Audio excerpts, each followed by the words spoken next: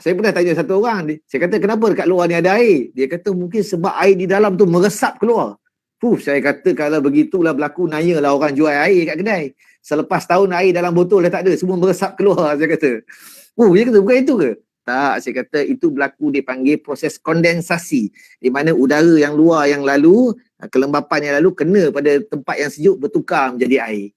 Dan itulah prosesnya. Kita pernah minum air ni hari-hari, silap-silap kalau orang yang rajin minum ais ni. Hari-hari kita pegang cawan tu, kita rasa basah. Namun kita tak pernah terfikir itu adalah satu teknologi yang Allah ajar pada kita bagaimana untuk dapat air. Contoh kita pernah tengok aircon. Bila lama tak selenggara, akhirnya air keluar daripada aircon tu. Daripada mana datang? Bukan ada kalau paip pun dekat aircon tu.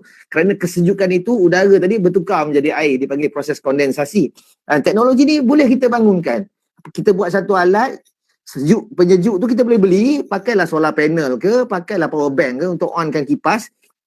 Dan sejuk benda tu apabila kipas pusing menarik udara lalu kepada bekas sejuk, bertukar menjadi air. Walaupun proses dia agak lambat, namun kita ada alternatif untuk kita dapat air. Okay, kita tengok sikit video dia, macam mana orang dah mula berfikir ke masa depan.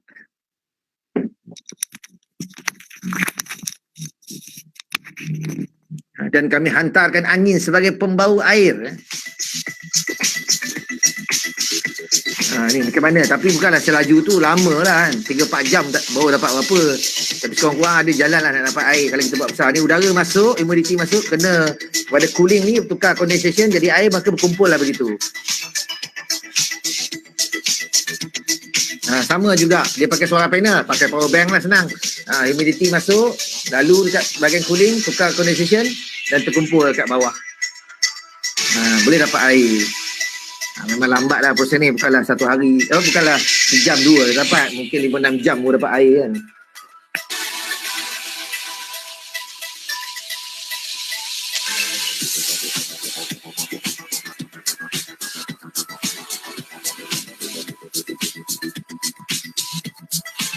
Okey, ni salah satu yang saya rasa, nampak tak, baru cerita air je dah banyak dah daripada petunjuk tadi je. Dan kami hantar angin sebagai pembawa air. Katalah kita diuji dalam satu keadaan berlakunya bencana seperti banjir besar atau tsunami yang menyebabkan terputusnya bekalan air bersih. Dan ketika itu yang ada air kotor je, air parit, air longkang, air tasik, kan? Air apa lagi? Dan air orang panggil apa? Air acak. Kalau bahasa dia orang panggil air acak ni, air lumpur, tak kisahlah jenis air. Kan? Macam mana kita sanggup ke kita minum? Mesti tak sanggup. Jadi macam mana kita nak dapatkan air bersih? Kedai koku pun tak ada kan? Macam mana nak dapat air bersih? Kita boleh guna satu saranan seperti mana surah Al-Furqan ayat 48, di mana Allah menyatakan dan kami turunkan, dan dialah Tuhan yang menghantar angin sebagai berita gembira sebelum datang rahmatnya, dan kami menurunkan dari langit air yang bersih suci. Air apa yang turun pada langit? Air hujan lah. Betulkah air hujan ni bersih? Ada satu orang ni, dia claim dia adalah seorang yang atheist ataupun tak percayalah, dia tak percaya. Maka dia menunjukkan kepada saya 60 kesalahan saintifik dalam Al-Quran. Video tu lebih kurang dalam 58 minit. Saya tengok semuanya. Bila saya tengok semuanya, dia tu yang ada masalah. Antara yang dia kata tak setuju dengan ayat Quran ni, ayat ni lah dia kata. Mana boleh dia kata air hujan tu bersih? Air hujan tu kotor, dia kata. Sebab air hujan tu ada acid rain. Saya kata kan, sebenarnya dia tu yang salah. Air hujan tu awal je bersih. Yang kotor tu persekitaran kita. Disebabkan itu air yang awalnya bersih turun, kena kekotoran persekitaran tu, maka air tersebut menjadi kotor. Sebab air hujan mampu membersihkan persekitaran. Sebab tu apabila kita diuji dengan jerebu yang tebal, yang banyak, maka kita berdoa kepada Allah agar diturunkan hujan. Kerana kita yakin dengan turunnya hujan itu, persekitaran kita akan bersih. Mestilah air yang turun tu bersih, baru boleh membersihkan benda yang kotor. Takkanlah saya basuh kain kotor dengan air kotor. Tak mungkin. Saya mesti basuh kain kotor dengan air bersih. Barulah kain tu akan jadi bersih, dan pastinya air selepas itu menjadi kotor. Biologik dia kat situ. Itu pun dia petikaikan. Saya pun tak faham kenapa dia boleh petikai gitu. Kan? Sebab itu menurut Jabatan Alam Sekitar, 10 minit pertama jangan mandi hujan kerana dibimbangi terkena acid rain. Kan? Sebab apa? Persekitaran kita kotor, tambah-tambah kawasan bandar ni kilang lah, asap kenderaan menyebabkan kotor. Selepas 10 minit boleh mandi. Tapi kalau lepas 10 minit tak boleh mandi juga, itu sebab warden tak bagi kan, atau fellow tak bagi. Itu kena bincang baik-baik lah macam dia kan. Bukan sebab tak boleh mandi kan. Selepas 10 minit insya-Allah air, tapi dengan syarat hujan tu hujan lebat kan. Janganlah hujan renyai pula kan. Jadi kita boleh guna konsep yang sama apabila air itu disejat. Bagaimana air itu turun? Pastilah air itu naik dulu. Ketika dia disejat naik ke atas, hanya partikel air saja yang naik. Garam tak naik, kekotoran tak naik, kuman pun tak naik, air saja yang naik. Sebab tu awan kita tengok cantik, bersih, putih kan. Bila dia turun nanti, dia turun pembersih. Kalau kita boleh lepas tu, orang dulu-dulu kalau turun di dalam hutan, dia orang minum terus je. Tak ada masalah, dia orang yakin kawasan situ baik, bersih. Jadi konsep yang sama lah, kita ambil air kotor tu, kita sejat naik ke atas, kemudian kita turunkan balik, dia dapatlah air bersih. Dipanggil solar water filter. Murah je kos dia nak buat ni. Esok kalau ada peluang buat dengan sekolah kan, ataupun buat dengan adik ke di rumah boleh ni, kos dia murah je. Cuba teka berapa ringgit harga dia. Kita tengok sikit video dia.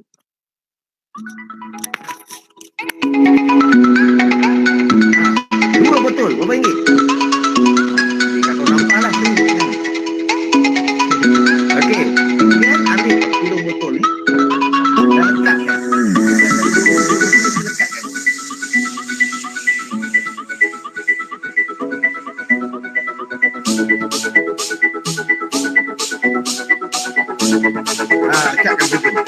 Kemudian tebuk.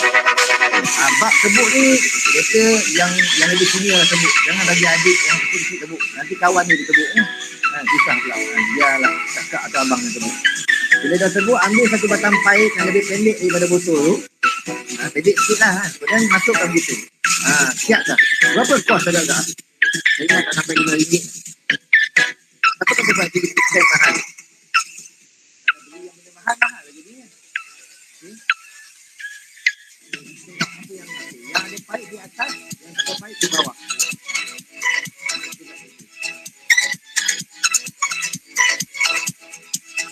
Siap. Yang ada paip di atas, yang ada paip di bawah.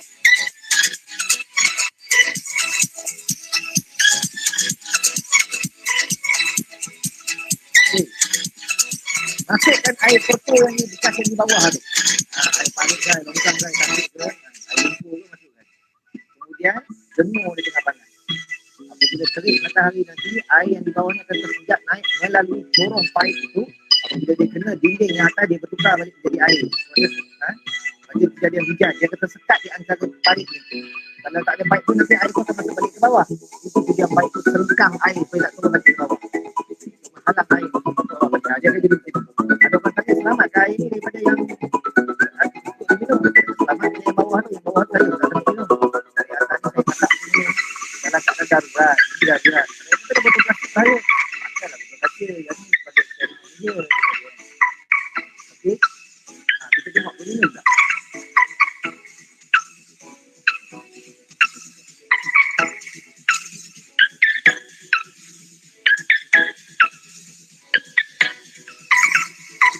Dia pun buang. Eksperimen buang kan. Biasalah kita selagi ada air buang lah. Esok kata ada air minum juga lah air tu kan. Betul?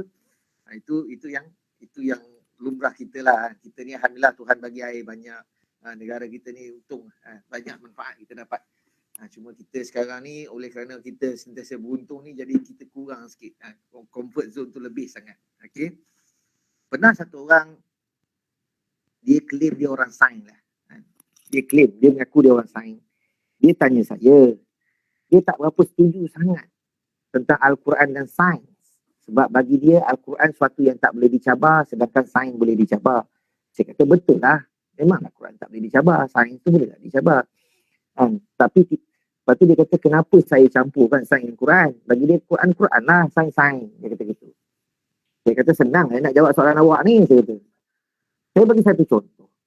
Ada satu kotak terkunci. Bila digoncang kotak tu, ada benda dalam kotak tu. Tapi terkunci. Jadi saya tak tahu apa benda dalam kotak tu. Bila datang sahabat saya pun tanya dia, apa benda dalam kotak ni?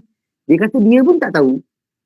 Apabila datang seorang yang ketiga, yang kami tak kenali siapa dia, tak tahu dia tu siapa. Kemudian kami tanya dia, apa benda dalam kotak ni? Dia kata dalam kotak tu ada mikrofon. Mesti kami tertanya-tanya, macam mana tuan tahu dalam kotak ni ada mikrofon? Dia kata kotak ni saya punya. Jadi masuk akal tak? Dia tahu kerana kotak itu milik dia, maka dia tahu apa yang ada dalam kotak itu. Begitulah para saintis atau penyelidik yang nak mengkaji tentang alam. Tentulah yang lebih tahu tentang alam ini adalah pemilik alam ini, yakni Allah Azza wa Jalla. Maka adalah pelik kan? Bagi saintis atau penyelidik yang nak mengkaji tentang alam tapi tak nak dengar kata-kata pemilik alam, yakni Al-Quran, kalamullah. Ada sesuatu yang pelik. Maka kalau kita nak mengkaji tentang alam, maka kita lihatlah kata-kata empunya alam ini kan.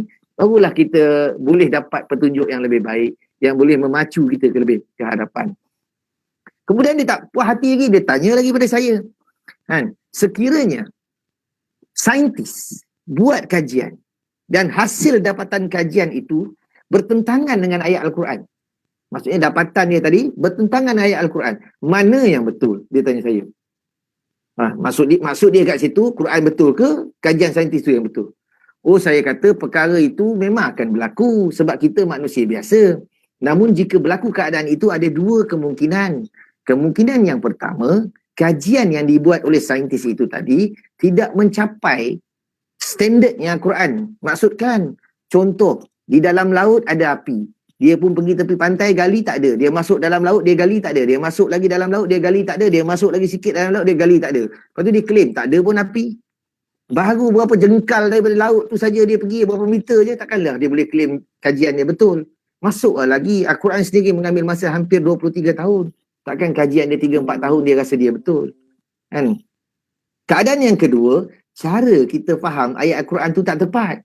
Seperti mana surah Yasin ayat yang ke-38, dia bagi tahu matahari beredar atas garis edarnya. Matahari berlari atas garis edarnya. Kita belajar sains, matahari kaku, planet-planet yang pusing. Sedangkan matahari dalam Quran bagi tahu matahari bergerak. Sebab tu orang yang percaya bumi rata, dia kata bumi ni rata seperti talam tu keliling tu ais. Antartika lah, tak pernah ada manusia. Pada dia orang claim tak pernah ada manusia melepasi pagar ais tadi Antartika. Jadi tak tahu apa yang berlaku selepas tu. Jadi matahari dan bulan kecil kat atas, pusing. Mana tempat yang matahari lalu tu siang, mana tempat yang matahari tak lalu tu malam. Itu fahaman dia orang lah. Sebab nak ikut ayat ni tadi.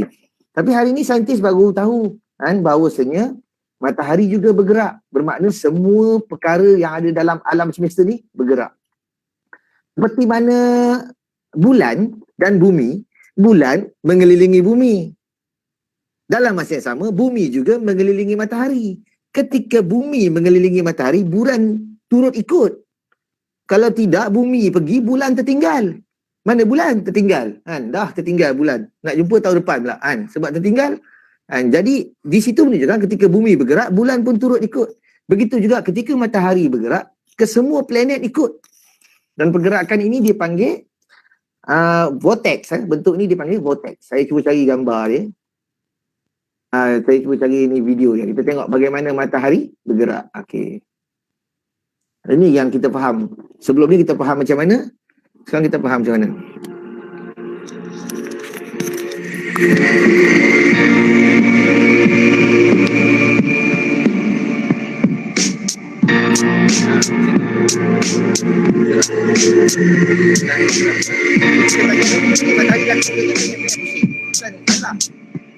Tapi hari ni baru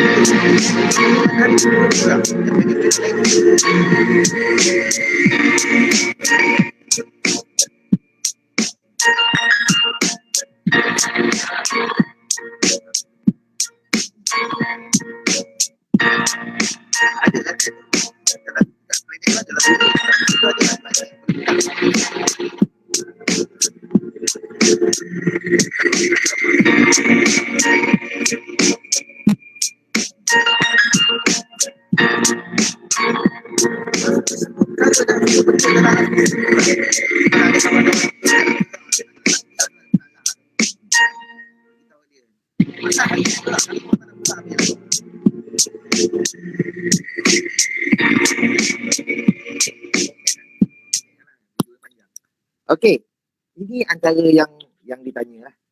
Kemudian, saya ni start ceramah ni, saya mulalah masuk, dijemput lah pergi surau, pergi masjid, Tapi di Selangor ni kalau nak berceramah di surau dengan masjid, dia kena ada tauliah. Jadi saya ni pergilah ambil exam tauliah. Belajar tajwid kan, nak jawab exam, nak lulus. Lepas tu kena interview. Lepas interview, masa interview tu dia tanya saya, terangkanlah apa nak sampaikan. Saya pun terang lah macam saya sampaikan ni. Oh, dia tengok, bagus ni, benda ni kena sampaikan pada semua orang. Awak kena pusing satu Malaysia sampaikan. Saya ingatkan dia nak bagi bajet, dia suruh pusing, awak kena suruh je kan. Tapi tak apalah, saya pun ikutlah idea dia, jalan lah. Kan? Bila masuk masjid ni bila kita masuk nak pergi ceramah, kat tengah-tengah kosong. Dia orang ni semua bersandar dekat dinding dengan tiang. Kan? Semua dah jadi macam invertebrata, tak ada tulang belakang, semua duduk sandar kat dinding. Kan? Jadi, habis ceramah, seorang pakcik tanya saya. Kan? Pakcik tanya saya, Ustaz terus saya dapat gelaran. Betul ke bumi ni berputar? Dia tanya. Kenapa pula pakcik? Yalah, kalau berputar, kenapa tak rasa? Oh, saya kata, sudah. Kalau bumi ni berputar dan rasa, jenuh pegang tiang saya jadi kan. Pegang tiang kan. Kaki tergulai-gulai gitu kan. Laju pusing kan. 1,600 kan. 1,600 km sejam. Ataupun 1,040 batu sejam. Kaki terang. Jerit itu kan, pegang tiang. Kena terlepas terus pergi. Besok 24 jam lalu balik sekali lagi kan, kawan kamu kan. Ulang gitu lah. Sekali lagi lalu dia di jenazah dah meninggal kan. Jenuh lah gitu. Ketika itu saya berfikir, bagaimana saya nak menerangkan kepada seorang pakcik yang umurnya 80 tahun. Takkan saya nak cakap teori fizik. Kan? Teori relativity, inertia, gravity. Mau tak datang kuliah subuh dah pakcik tu kan. Bahaya susahnya kuliah subuh ni dia kata kan.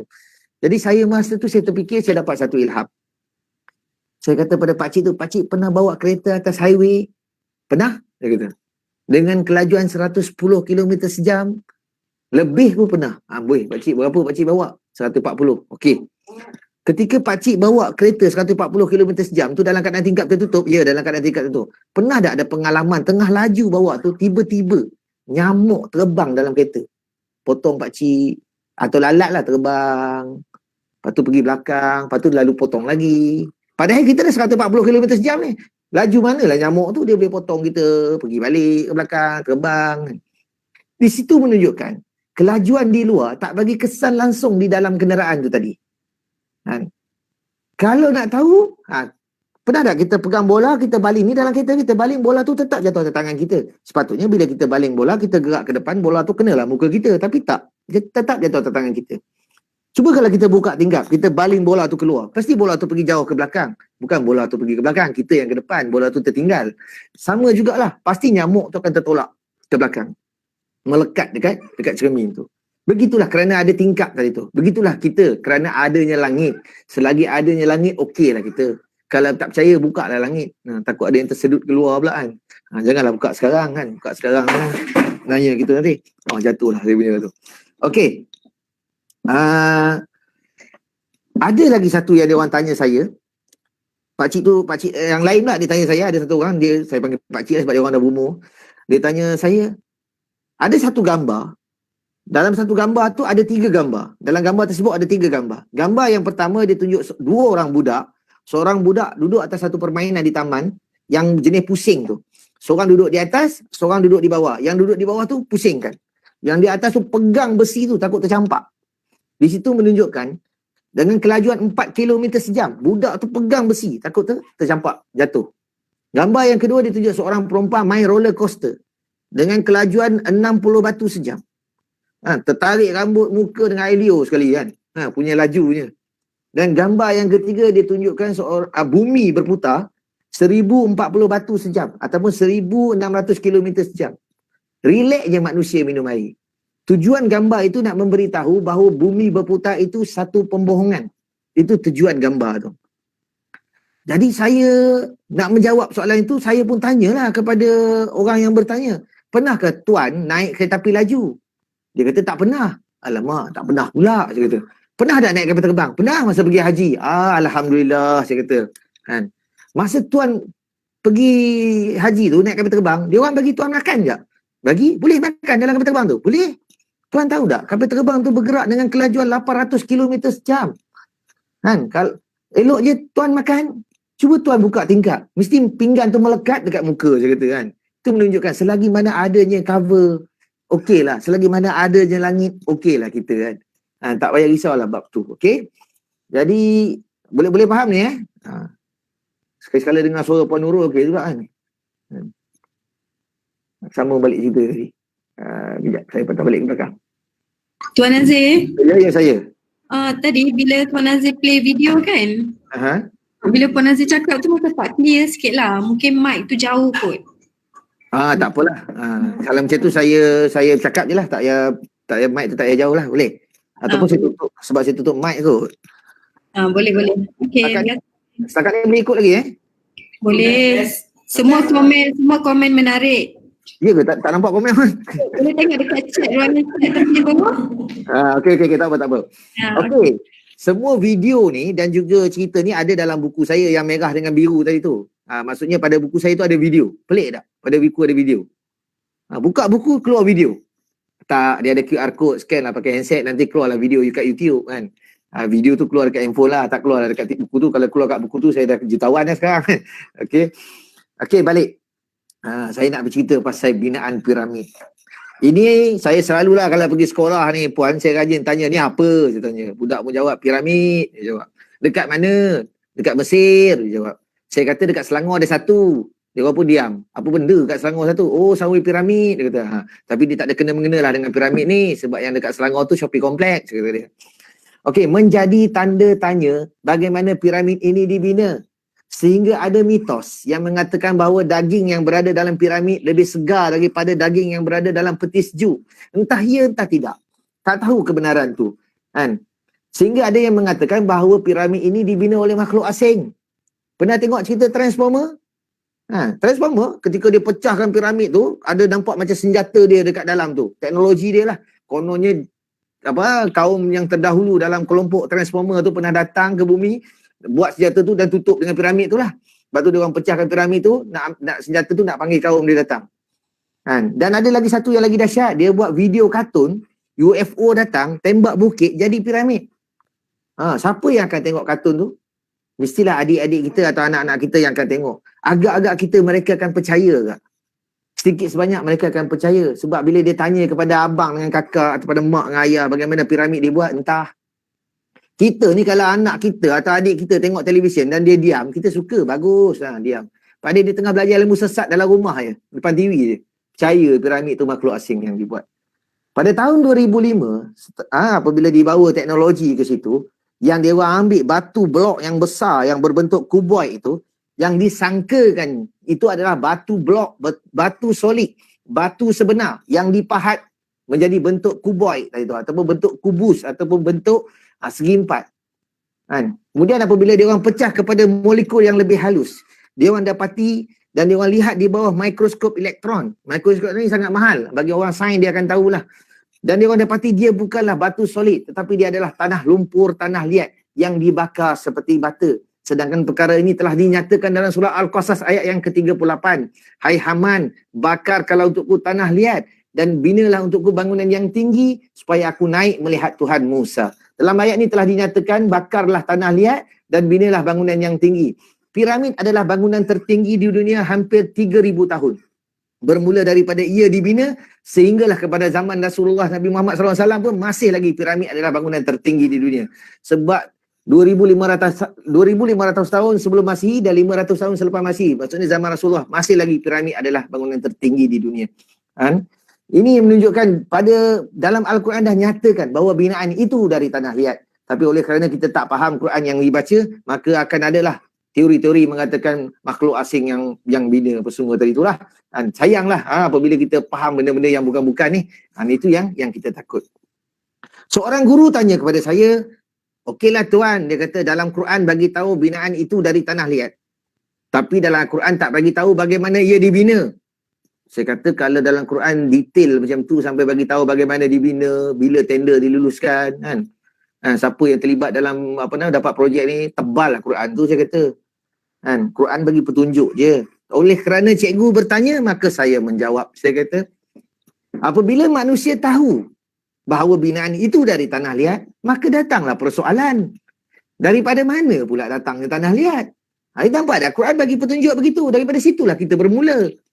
Takkanlah korang nak bagi detail, tebal lah jadi. Banyak lagi perkara nak di-cover kan.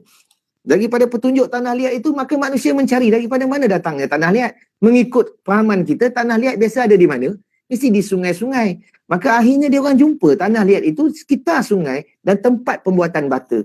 Kan? Di situlah mereka jumpa tempat buatan bata tu yang jarak dia agak jauh dengan tapak pembangunan piramid tu. Maka timbul soalan yang kedua. Bagaimana pula batu ataupun bata yang begitu berat dibawa ke tapak piramid tu? Datanglah teori yang mengatakan orang dulu besar-besar, ni bata dia macam ni, lepas tu dia letak penggolek-penggolek kayu kat sini kan. Lepas tu ditarik, ada yang tolak kan. Padahal dalam keadaan mendaki. Daripada sungai kan kat bawah nak naik. Kata saintis, kalau diganti dengan roda sekali pun belum tentu boleh ditarik. Kalau kapal, kita lancarkan kapal, dia turun ke bawah. Naik ke atas mana? Sebab batu ni paling ringan pun 2 tan. Macam mana nak tarik dalam jarak yang jauh dan dalam keadaan mendaki ke atas? Bukan satu perkara yang mudah. Akhirnya mereka jumpa terowong bawah tanah. Terowong bawah tanah yang dia orang fikir dia beginilah terowong dia, terowong air. Kalau kita tengok cerita Mami tu, kita nampaklah ada terowong-terowong tu. Dalam dia ada air. Piramid tu dibuat menggunakan air. Teknologi air. Ni air daripada hujan lah. Ada satu terowong sampai ke sungai. Terowong ni dibuat dulu, baru dibuat piramid tu. Daripada sini bermula sampai ke sana. Kemudian untuk kekalkan air dekat situ, diletakkan kunci air dekat sini. Ni kunci air ni. Sama seperti, ni lah sini pelombongan tanah liat kat sini lah. Sama seperti gelas, dia ada air, kemudian kita letak straw. Dalam straw tu kita letak air, tak nak bagi air turun, kita tutup dengan jari. Pernah buat tak? Mesti pernah buat kan? Yang bagi tumpah air atas meja tu korang kan? Betul tak? Ni student ke semua staff? Saya pun tak tahu, saya pukul rata ni. Ramai, kalau ikutkan ramai staff Tuan Nazim. Oh ya ke? Alamak, minta maaf. Saya guna bahasa student pula kan. Okay. Okay, baik. Patah balik. Pernah kan kita tutup macam ni kan? Selalu kalau kawan tu lambat sangat kita main air gitulah. Kalau dulu masa kanak-kanak. Apa jadi kalau kita angkat jari tu, air yang dalam straw tu akan turun ke bawah. Kan? Air yang ada dalam straw akan turun ke bawah. Okey, lepas ni boleh try. Tapi janganlah guna teh tarik. Gunalah air pahit. Biar buat macam ni. Kemudian masukkan kayu pucukil gigi. Ataupun mancis. Nanti kayu tu akan naik ke atas. Ni fizik ni.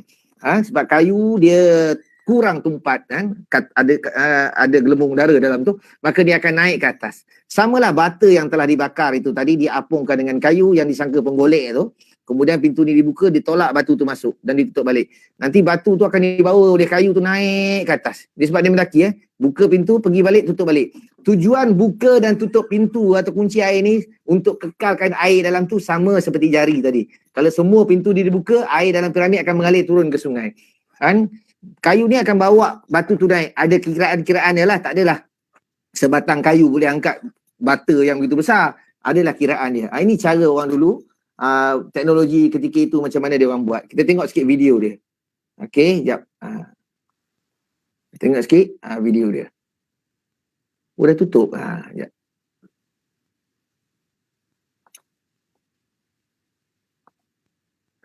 Ni.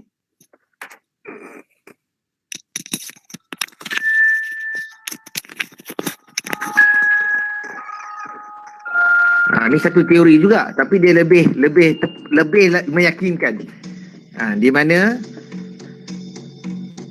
bagaimana bata yang begitu berat dibawa. In the theory video, ni terowong it air. showed the basic principles of getting the massive limestone blocks from the quarry all the way up to the pyramid construction site, and then up the side of the pyramid using flotation.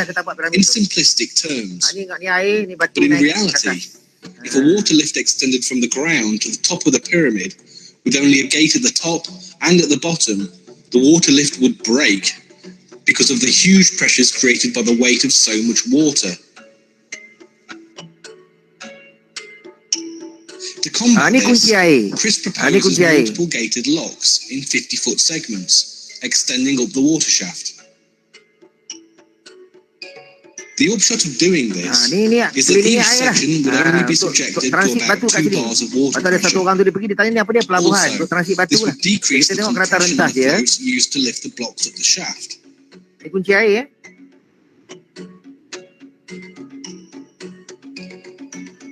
Okay, apabila pintu ni dibuka, batu yang ada di bawah ni akan naik. Ada orang tanya macam mana pintu ni dibuka? Manusia lah buka. Guna teknologi haiwan ke apa kan. Takkan automatik kan. Okay. Dia tunjuk simulasi tak adalah tunjuk manusia buka. Tapi pintu ni dibuka oleh manusia. Naik ke atas. Ini fizik ataupun civil engineer. Macam mana orang dahulu menggunakan sains, teknologi, engineering, matematik untuk buat sesuatu.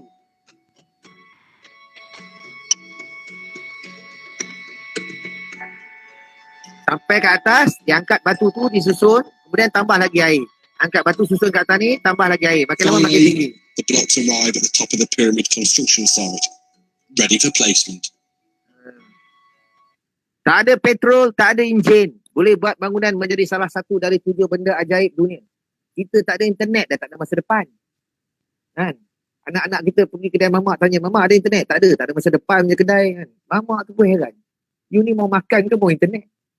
Tak ada telefon, tak ada kehidupan. Pelajar saya terdengar telefon nak balik. Kenapa? Nak ambil telefon, yelah kenapa? Takut ada orang call. Siapa nak call awak kata? Macam lah famous sangat. Tadi segurau dengan dia kan. Padahal nak baca WhatsApp, si A bercakap dengan B, dia tu C. Duk tengok A bercakap dengan B, B bercakap dengan A. Tak bercakap dengan dia pun. Akhirnya habis 2 jam. Tanya Quran dah baca belum? Belum, tak sempat. Assignment banyak. Itulah yang berlaku dekat kita. Kita boleh buat satu teknologi ni kat sini, murah je. Cuma kunci air tu rasa tak ada jual kat Malaysia. Nak kena beli dekat Lazada lah. Tapi saya tak risau sangat. Biasanya staff-staff banyak akaun Lazada kan. Kita tengok video dia gini. Boleh buat satu.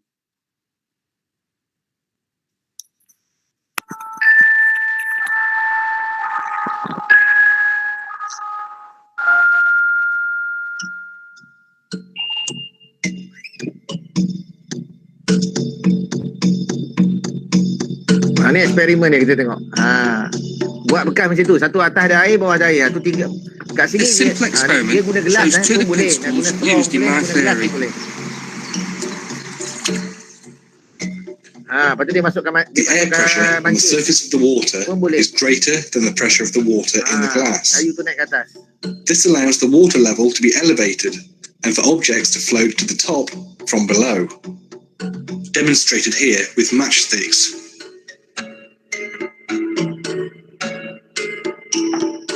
Now to scale up the experiment. Even with a much larger glass container, pressure is still in effect and raises the water level. We know that certain things will float in water, such as matchsticks. Pelajar ni kelabah tak? Makcik keluar tepi. Jangan ambil pelajar macam ni. Tak ada apa saja. Okay? Dia masukkan mancing tu naik ke atas. Kemudian dia masukkan pensel. Lagi cepat naik. Lagi besar kayu, lagi cepat dia naik. Banyak lagi apa? Lagi tempoh tempat kan dia lagi naik atas. Dia masukkan gabus. Sekarang dia masukkan batu. This is a piece of limestone tied to a bundle of bubble wrap. There is enough bubble wrap to lift the limestone effortlessly to the top of the glass container. Now let's scale it up again. This experiment has been designed to demonstrate the basic principles of the water shaft described in Chris's theory.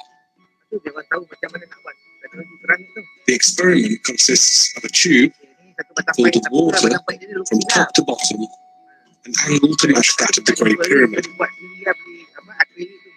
Both ends of the tube are submerged in tanks of water that represent the pyramid precinct and the upper channel. There are also 3 locks installed in the tube. If all 3 locks are open, the water will escape, so it is vital to keep one lock closed at all times. Luke, Chris's son, is going to demonstrate how easy it is to send the limestone blocks to the top of the water shaft. We use 3 limestone blocks, again floated using simple bubble wrap. Luke closes the bottom lock and then opens the middle lock, allowing the blocks to float effortlessly to the pyramid construction site.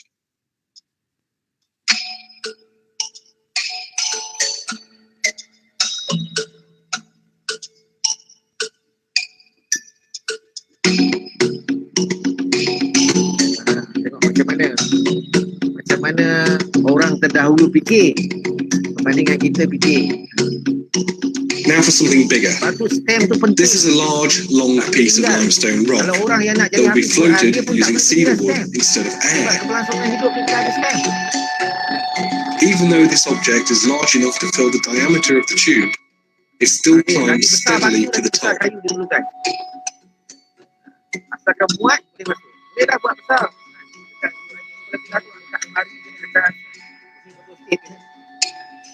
Tahu orang ni nak masuk tadi elok, ternyata dia jenazah dah lepas. Kurang ni. Okey.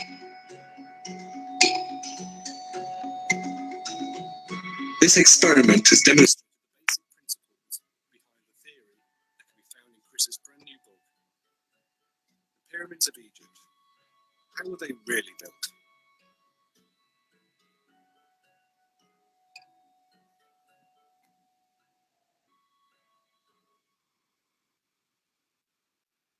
Dahsyat kan? Sebab tu Allah kata telah kami binasa suatu kaum yang mereka lagi hebat dari kamu. Kita ni, anak-anak kita boleh main game pun dah rasa hebat. Zaman dulu orang mencipta tanpa petrol, tanpa enjin boleh mencipta. Sebab tu kita banding dengan dia orang jauh ketinggalan sebenarnya. Tapi kita tak rasa sebab kita tak jumpa dia orang tu dan kita tak sedar. Lagi satu, kita tak mengkaji Quran tu. Dari sebab tu kita tak nampak, kita tak rasa kita jauh. Okey?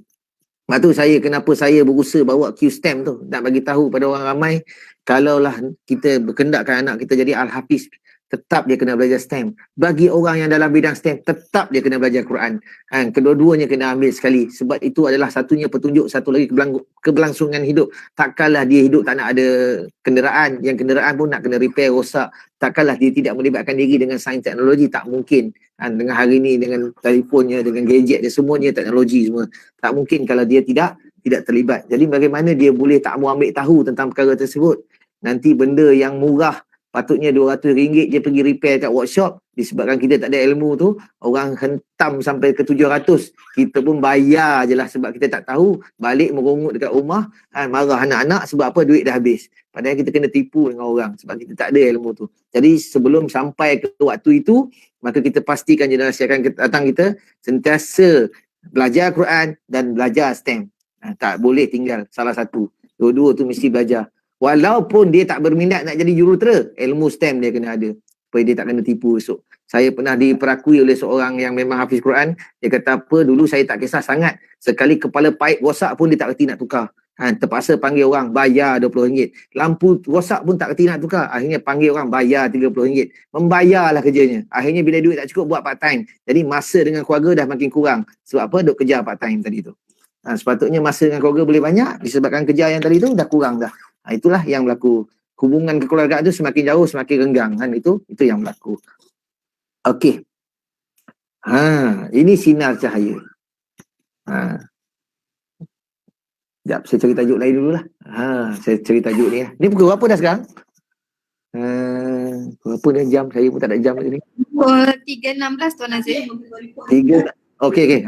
Kita lagi 3.30 kita rehat kejap, boleh Boleh. Okey, kita sambung. Maksudnya dah sejam dah saya bercakap ni. Ya, dah sejam dah. Alhamdulillah. Okey. Kita terus. Okey, saya nak bawa kepada bayang-bayang. Kita tengok ayat ni. Surah Al-Furqan ayat 45. Kita tengok ayat ni. Allah sebut, tidakkah engkau melihat kekuasaan Tuhanmu? Bagaimana ia menjadikan bayang-bayang itu memanjang dan memendekkan. Dan jika ia kehendaki, tentulah ia menjadikannya tetap, tidak bergerak dan tidak berubah. Kemudian kami jadikan matahari sebagai tanda yang menunjukkan perubahan bayang-bayang itu. Saya tanya pada diri kita sendiri, kita tanya pada diri kita sendiri, kita ni ambil kisah ke pasal bayang-bayang? Kita ni peduli ke bayang-bayang? Adakah kita berjalan, kita tengok bayang-bayang? Mungkinlah suatu masa dulu ketika kanak-kanak. Sekarang kita tak pernah kisah pun bayang-bayang. Ada ke tak ada, tak kisah. Esok tahu-tahu dah tak ada. Kenapa tak ada? Rupanya dah meninggal. Kata orang bayang, hantu tak ada bayang-bayang. Saya pun tak tahu, tak meninggal lagi kan. Jadi, kita tak pernah kisah. Kenapa kau ni gemuk, bayang-bayang kau kurus? Tak pernah kita peduli pun. Kita tak kisah. Dulu dari kecil lagi kita diajar bagai anjing dengan bayang-bayang. Yang mana anjing itu kehilangan tulang yang digonggongnya kerana nakkan tulang pada bayang-bayang dia sendiri. Moral of that story, jangan tamak. Ada lagi satu kisah harimau yang angkuh, yang rasa diri dia sangat hebat, lalu dipedaya oleh sang kancil, dibawa ke sungai, Kancil kata dalam ni ada seekor lagi hebat. Dia pun pergi jenguk, nampaklah. Padahal tu bayang dia sendiri. Sang kancil pun kata, asal tak terjun lawan kan, tercegat apa kat atas, dia pun terjun lemas. Moral of that story, jangan angkuh. Kita dibuat persembahan tangan, menjadi rama-rama, menjadi ular, menjadi kepala gajah, semua jadi kan. Ataupun wayang kulit kan. Hari ni orang yang tak pakai semua tu dah, orang pakai tubuh badan. Beberapa manusia duduk belakang tabir, buat persembahan menggunakan bayang-bayang, dibayar puluhan ribu ringgit. Dengan bayang-bayang, dengan modal tak seberapa tu, boleh buat persembahan dan dibayar puluhan ribu ringgit. Kita bayang-bayang pun tak kisah kan. Bagi geran-geran pun habis gitu. Projek pun tak ke mana kan. Bagi bisnes-bisnes pun bungkus. Macam mana tu? Sedangkan orang dengan bayang-bayang boleh buat macam-macam. Sedangkan perkara ini dinyatakan dalam Al-Quran. Tidakkah engkau melihat kekuasaan Tuhanmu? Bagaimana ia menjadikan bayang-bayang itu memanjang dan memendekkan. Bermakna Allah sarankan kepada kita untuk tengok bayang-bayang. Tapi kita tak pernah kisah. Itulah yang berlaku. Okey, saya tunjuk sikit. Bukan sini lah. Kat negara lain lah dia orang tak kisah. Kita okey kan. Okey. Saya nak tunjuk sikit. Ada seorang ibu, dia nak anak dia dapat A dalam UPSR. Subjek sains lah, subjek sains. Saya pun tanyalah pada ibu tu, pernah ke tengok rupa soalan UPSR? Dia kata tak pernah. Mari saya tunjuk pada zaman kebat ni. Ni dia bagi macam ni. Dia bagi satu kayu macam ni. Kemudian dia bagi bayang-bayang. Nampak apa Nurul? Halo, Puan Nurul? Ya, Tuan Azir. Nampak gambar? Seduknya nampak? Nampak. Okey, baik. Okey, dia bagi kayu macam ni, dia bagi bayang-bayang. Kemudian dia bagi arah mata angin ni lah. Utara, timur, barat, selatan. Soalan dia pukul berapa? Ini soalan UPSR. Kan? Bukannya senang. Kalau UPSR susah, takkanlah PT3 senang. Kalau UPSR susah, takkanlah SPM senang. Takkanlah diploma senang. Takkanlah degree senang. Jadi suruh anak-anak kita, kalau siapa yang nak ambil SPM, belajar dari sekarang. Bukan belajar lagi sebulan, lagi nak periksa. Belajar dari sekarang. Jadi si ibu tu bila tengok je soalan ini, dia kata apa? Anak saya dapat B pun tak apa dah. Lah, dia tukar pula. Dia tukar target dia. Tadi dia target A, dah jadi B lah. Lepas tu dia tanya saya, bagaimana nak jawab soalan ni? Saya kata mudah je. Sekira kita faham, matahari terbit di timur, terbenamnya di barat. Sekiranya matahari di timur, bayang-bayang di barat. Sekiranya matahari di barat, bayang-bayang di timur. Gambar menunjukkan bayang-bayang sebelah timur, bermakna matahari sebelah barat. Bila matahari sebelah barat, iaitu petang. Macam mana nak tahu pukul berapa? Jika tinggi kayu dan panjang bayang ni sama, anggaran di Malaysia ni pukul 4 petang. Ni waktu Kuala Lumpur, pukul 4 petang. Nanti dia akan tanyalah A 4 petang, B 9 pagi, C 6 petang dan D 12 tengah hari. Jadi anak kita jawablah A 4 petang. Tak adalah dia tanya A 4 petang, B 41 minit, C 42 minit. Nayalah orang kan. Macam mana nak cari tepat gitu, dia anggarannya begitu. Okey. Kalau bayang itu lebih panjang dari tiang, itu waktu asar. Sebab tu kita sembahyang asar selepas pukul 4 lebih. Sebab apabila bayang sama dan lebih panjang dari tiang. Tak adalah kita sembahyang asar bayang lagi pendek. Apabila lebih panjang. Kalau bayang betul-betul duduk bawah kayu, itu dipanggil tengah hari. Nampak sedikit bayang dipanggil tergelincir matahari waktu zuhur. Kita belajar dalam pendidikan Islam. Bayang lebih panjang itu waktu asar, bayang nampak sikit tergelincir itu waktu zuhur. Tapi kenapa bayang panjang pendek? Kita tak pernah cerita dari sudut sains, tak pernah cerita dari sudut matematik.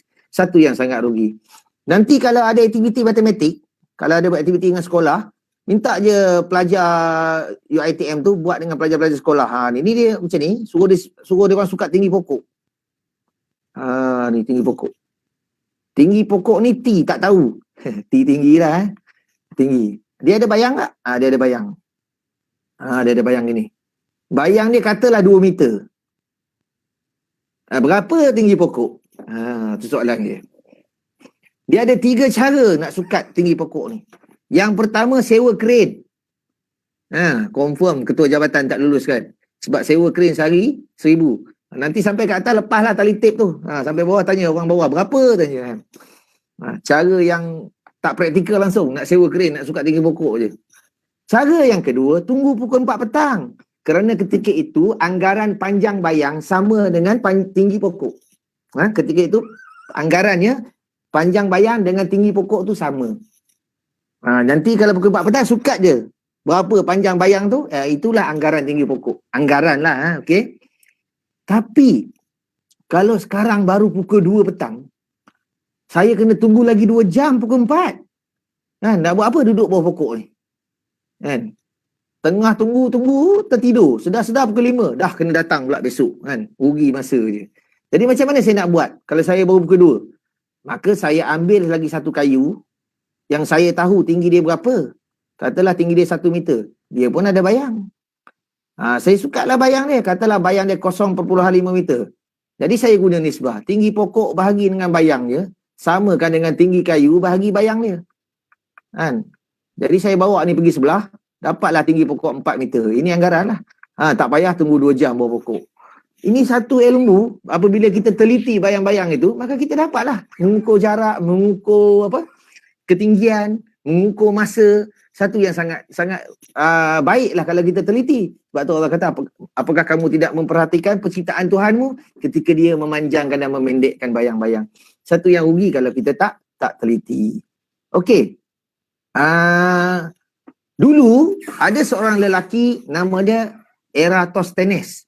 Entah sebutan saya betul ke tidak, entahlah. Eratosthenes ni dia lahir 276 sebelum Masihi. Bermakna dia lebih awal daripada Nabi Isa lagi. Dia lagi awal pada Nabi Isa, dia lebih awal pada Nabi Muhammad. Confirm lah kalau dah Nabi Isa pun dia lebih awal, Nabi Muhammad lagi lah kan. Dia ni librarian, pustakawan bersama dengan sahabat dia. Mereka ni selalu bertukar tempat di antara kota Shin dan kota Alexandria. Satu hari, ni banyak version cerita. Saya ambil version yang saya baca lah. Satu hari tu dia penat, dia berhenti. Depan dia ada satu telaga. Telaga macam ni. Apabila dia jengah telaga tu, dia boleh nampak dasar telaga tu.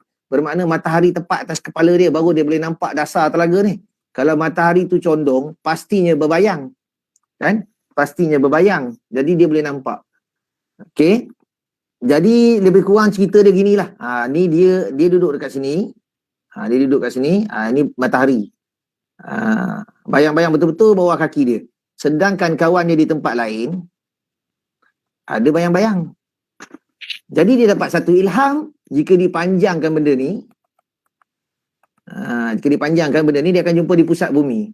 Maka sudut di sini sama dengan sudut di sini. Pelajar kita kan belajar 2 garis lurus, apabila ada garis sementara, sudut di sini sama dengan sudut di sini. Lepas tu saya cakap pada pelajar, ni belajar dalam bab apa ni? Dalam subjek apa? Matematik. Jadi hormat sikit pensyarah matematik, cikgu matematik, hormat sikit. Dia orang belajar dulu susah. Kan? Nak mengajar pun susah. Dan kamu jangan menyusahkan. Tu saya cakap pada pelajar kan. Hormat sikit pada cikgu-cikgu ni sebab dia orang nak belajar tu bukan senang. Hari ni dia orang dah berjaya nak ngajar, kamu tak dengar pula. Saja gurau-gurau dengan pelajar gitulah. Okey. Nilai sudut yang dia dapat ketika itu, macam mana nak suka sudut? Sedang je. Ni kayu, ni ada bayang. Ambil tali, letak ujung sini, letak ujung sini. Lepas tu pakai jangka sudut tu, sukalah kat sini. Nanti dapat sudut. Nilai sudut yang dia dapat mengikut ceritanya 7.2 darjah. Dan jarak dia dengan sahabat dia ni, ikut ceritanya 5,000 stadia. Apa benda stadia? Stadia ni katanya satu pusingan stadium. Bahasa Latin katanya. Satu stadia bersamaan dengan 183 meter. Ini pendapat yang ramai. Ada yang kata lain. Ada yang kata 186, ada yang kata 185, ada yang kata 156. Tak apalah, kita nak satu nombor je, 183. Jadi apa dia buat? 5,000 stadia ni dia tukarlah kepada meter. Senang je, darab je lah meter. Kan? Darab je meter. Kemudian dia bahagikan dengan sudut 7.2 darjah. Baru dia darab dengan 360 darjah. Maka dia dapat kira lilitan bumi. Seorang lelaki yang lahir 276 sebelum Masihi mampu mengira lilitan bumi menggunakan bayang-bayang. Apakah kamu tidak memperhatikan penciptaan Tuhanmu ketika dia memanjangkan dan memendekkan bayang-bayang? Nampak dengan bayang-bayang orang boleh kira lilitan bumi. Anak kita hari ni, kalkulator di tangan, dia tengok muka cikgu, dia nak tekan apa. Kan? Bayangkan, apakah sudah tidak ada lagi generasi yang begini? Walaupun nilai yang dia dapat ketika itu tersasar 15%, namun pada ketika itu ia sangat hebat. Sebab dia boleh kira sesuatu. Kita yakini generasi ini masih wujud, generasi ini ada. Namun mereka sedang tidur atau leka. Kitalah yang kena sedarkan. Leka dengan apa? Lekalah dengan internet hari ni yang tak apa-apa, layan yang bukan-bukan. Akhirnya, menyebabkan kebijaksanaan mereka sikit demi sikit dah jadi tumpul kan. Dah tak boleh nak masuk benda-benda yang baik, benda yang bukan-bukan yang masuk. Akhirnya besok dia orang mengeluh, dia orang berputus asa, begitu ajalah. Kita tak mahu jadi generasi yang begitu. Sedangkan kita punya pemikiran ni boleh masuk benda-benda yang hebat seperti ini. Okey, ini seorang lelaki yang pada saya dia Latin lah. Dia zaman dululah. Dia yang mengatakan dia seorang Yahudi lah. Okey, tak apa. Dia lahir 276. Daripada cerita ni yang kata bumi Spera ni. Macam mana dia kira. Okey. Balik pada satu lagi. Ada lagi seorang lelaki yang lahir 900 tahun selepas Masihi. Nama dia Al-Biruni. Saya nak sikit. Semua ni ada dalam buku saya. Okey, Al-Biruni nama dia. Dia, apa Al-Biruni buat? Dia nak kira tinggi gunung. Manalah kita tahu tengah-tengah gunung kat mana kan? Ada seorang budak tu tanya, "Cik, ya, macam mana nak kira tinggi gunung? Kenapa?" "Yelah, sebelah gunung, sebelah gunung." Dia kata, "Mana nak boleh buat tali tip gitu kot?" Saya kata, "Nak buat tali tip, macam mana tali tip pun tak cukup panjang nak kira gunung. Tali tip berapa ratus meter je. Gunung ni 1000," saya kata dia. Tali tip pun tak cukup kan. Jadi dia tanya, "Habis tu macam mana nak kira tinggi gunung?" Dia pakai trigonometri lah. Cuma pada zaman Al-Biruni dia guna astrolabe. Satu alat yang dipercayai dibangunkan, antara yang turut menjayakan alat itu adalah Maryam Astrolabi, seorang perempuan Muslim, inventor lah, seorang pencipta. Maryam Astrolabi kan. Al-Biruni guna. Kita pun boleh buat astrolabe tu, tapi tak nama astrolabe lah, kita namakan sebagai clinometer. Ni jangka sudut, letak straw macam ni kan, buat sendiri. Lepas tu letak tali kat sini, letak batu. Nanti mata kita tengok kat sini. Tujuannya kita nak sukat sudut kat sini. Kita nak sukat sudut, katalah sudut alfa kat sini. Macam mana nak dapat sudut apa? Jadi kita suruh kawan kita baca sudut ni sini apa, dan ini dah kita tahu dah 90 darjah. Jadi 180 tolak beta, tolak 90 darjah, dapatlah alfa. Jadi kita boleh sukat. Nanti bila dah dapat tu kita boleh guna sin cos tangent tu. Jadi apa Al-Biruni buat? Oleh kerana kita tak tahu tengah-tengah gunung tu, maka apa dia buat? Dia duduk dekat titik yang pertama ni, dia pancarkan astrolabe tu, maka dia dapat theta 1 kat sini. Jarak daripada sini ke sini tak tahu, X. Manalah tahu jarak daripada dia ke tengah gunung. Kemudian dia undur ke belakang, dia buat jarak dia A. Dia pancar lagi sekali, dia dapatlah theta 2. Jarak ni dia tahu sebab dia buat, dia yang undur. Daripada yang depan ni ke nombor 1 ke nombor 2 dia undur. Dia tahulah jarak dia A. Jadi gunalah formula tu, tangent theta 1 ni. Belajar math dengan saya jangan terkejut pula, tapi ni lecturer math kan, tak ada hal lah. Tangent theta 1 sama dengan T bahagi T bahagi X. Tangent theta 2 sama dengan T bahagi X tambah A. Dengan dua persamaan inilah dia dapat kira T tu berapa, tinggi dia. Bolehlah try masuk sana, masuk sini, masuk situ. Saya ngajar kat surau, saya tak naklah buat masuk sana, masuk sini, masuk situ. Kalau saya buat macam tu, separuh hilang pula kat surau tu kan. Susahnya belajar maths gitu kan.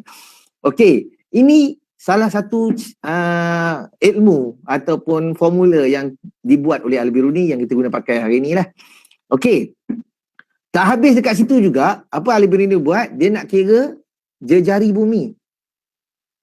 Dia nak kira jejari bumi. Jadi apa dia buat? Dia duduk dekat tinggi gunung yang dia kira tadi tu. Sekejap. Tak cantik pula bulatan ni. Okey lah tu kan. Dia duduk dekat gunung yang dia kira tadi tu. Anggaran cerita mengatakan tinggi gunung tu 800 lebih meter. Saya ambil 800 lah, senang je. Okey, jarak daripada gunung ke pusat bumi, jejari tambah 800. Jejari tambah 800. Jejari bumi. Jadi dia duduk dekat gunung tu, dia tengok tanah yang paling bawah. Macam ni lah. Dia punya apa? Dia punya sudut dia. Macam tu. Lepas tu dia compare dengan sudut tepat macam ni. Maka dia dapat sudut sini theta. Ni sudut tepat ni, dia pandang tanah yang paling bawah daripada atas gunung. Kalau ini kita buat tangent, maka sudut di sini, kalau sudut tepat, sini juga theta. Kalau kita belajar matematik, sini sudut tepat, ada juga sini pun sudut tepat, maka sudut di sini sama dengan sudut di sini. Dengan ini pun jejari bumi kat J. Dengan menggunakan formula cos theta, J bahagi J tambah 800, maka Al-Biruni boleh kira jejari bumi. Bayangkan, Al-Biruni lahir 900 tahun selepas Masihi. Eratosthenes lahir 276 sebelum Masihi. Beza umur mereka hampir 1200 tahun. Tapi calculation mereka hampir sama dengan teknologi hari ini. Apakah sudah tidak ada generasi yang begini? Ada. Namun mereka tengah leka sekarang, tengah tidur. Jadi tugas kita lah gerakkan dia orang supaya dia orang sedar dan bangun balik. Okey kot, saya kata kita rehat 5 minit. Boleh kot, Puan Nurul? Okey, boleh. Kita rehat 5 minit and then kita sambung selepas ni. Baik. Ada kalau ada apa nak tanya boleh kumpul lah. Kita start dengan soalan dulu, okey? Boleh. Okey, dah ada satu soalan. Okey lah, nanti kita sambung balik. Kita rehat 5 minit dulu Okey, baik. Okay.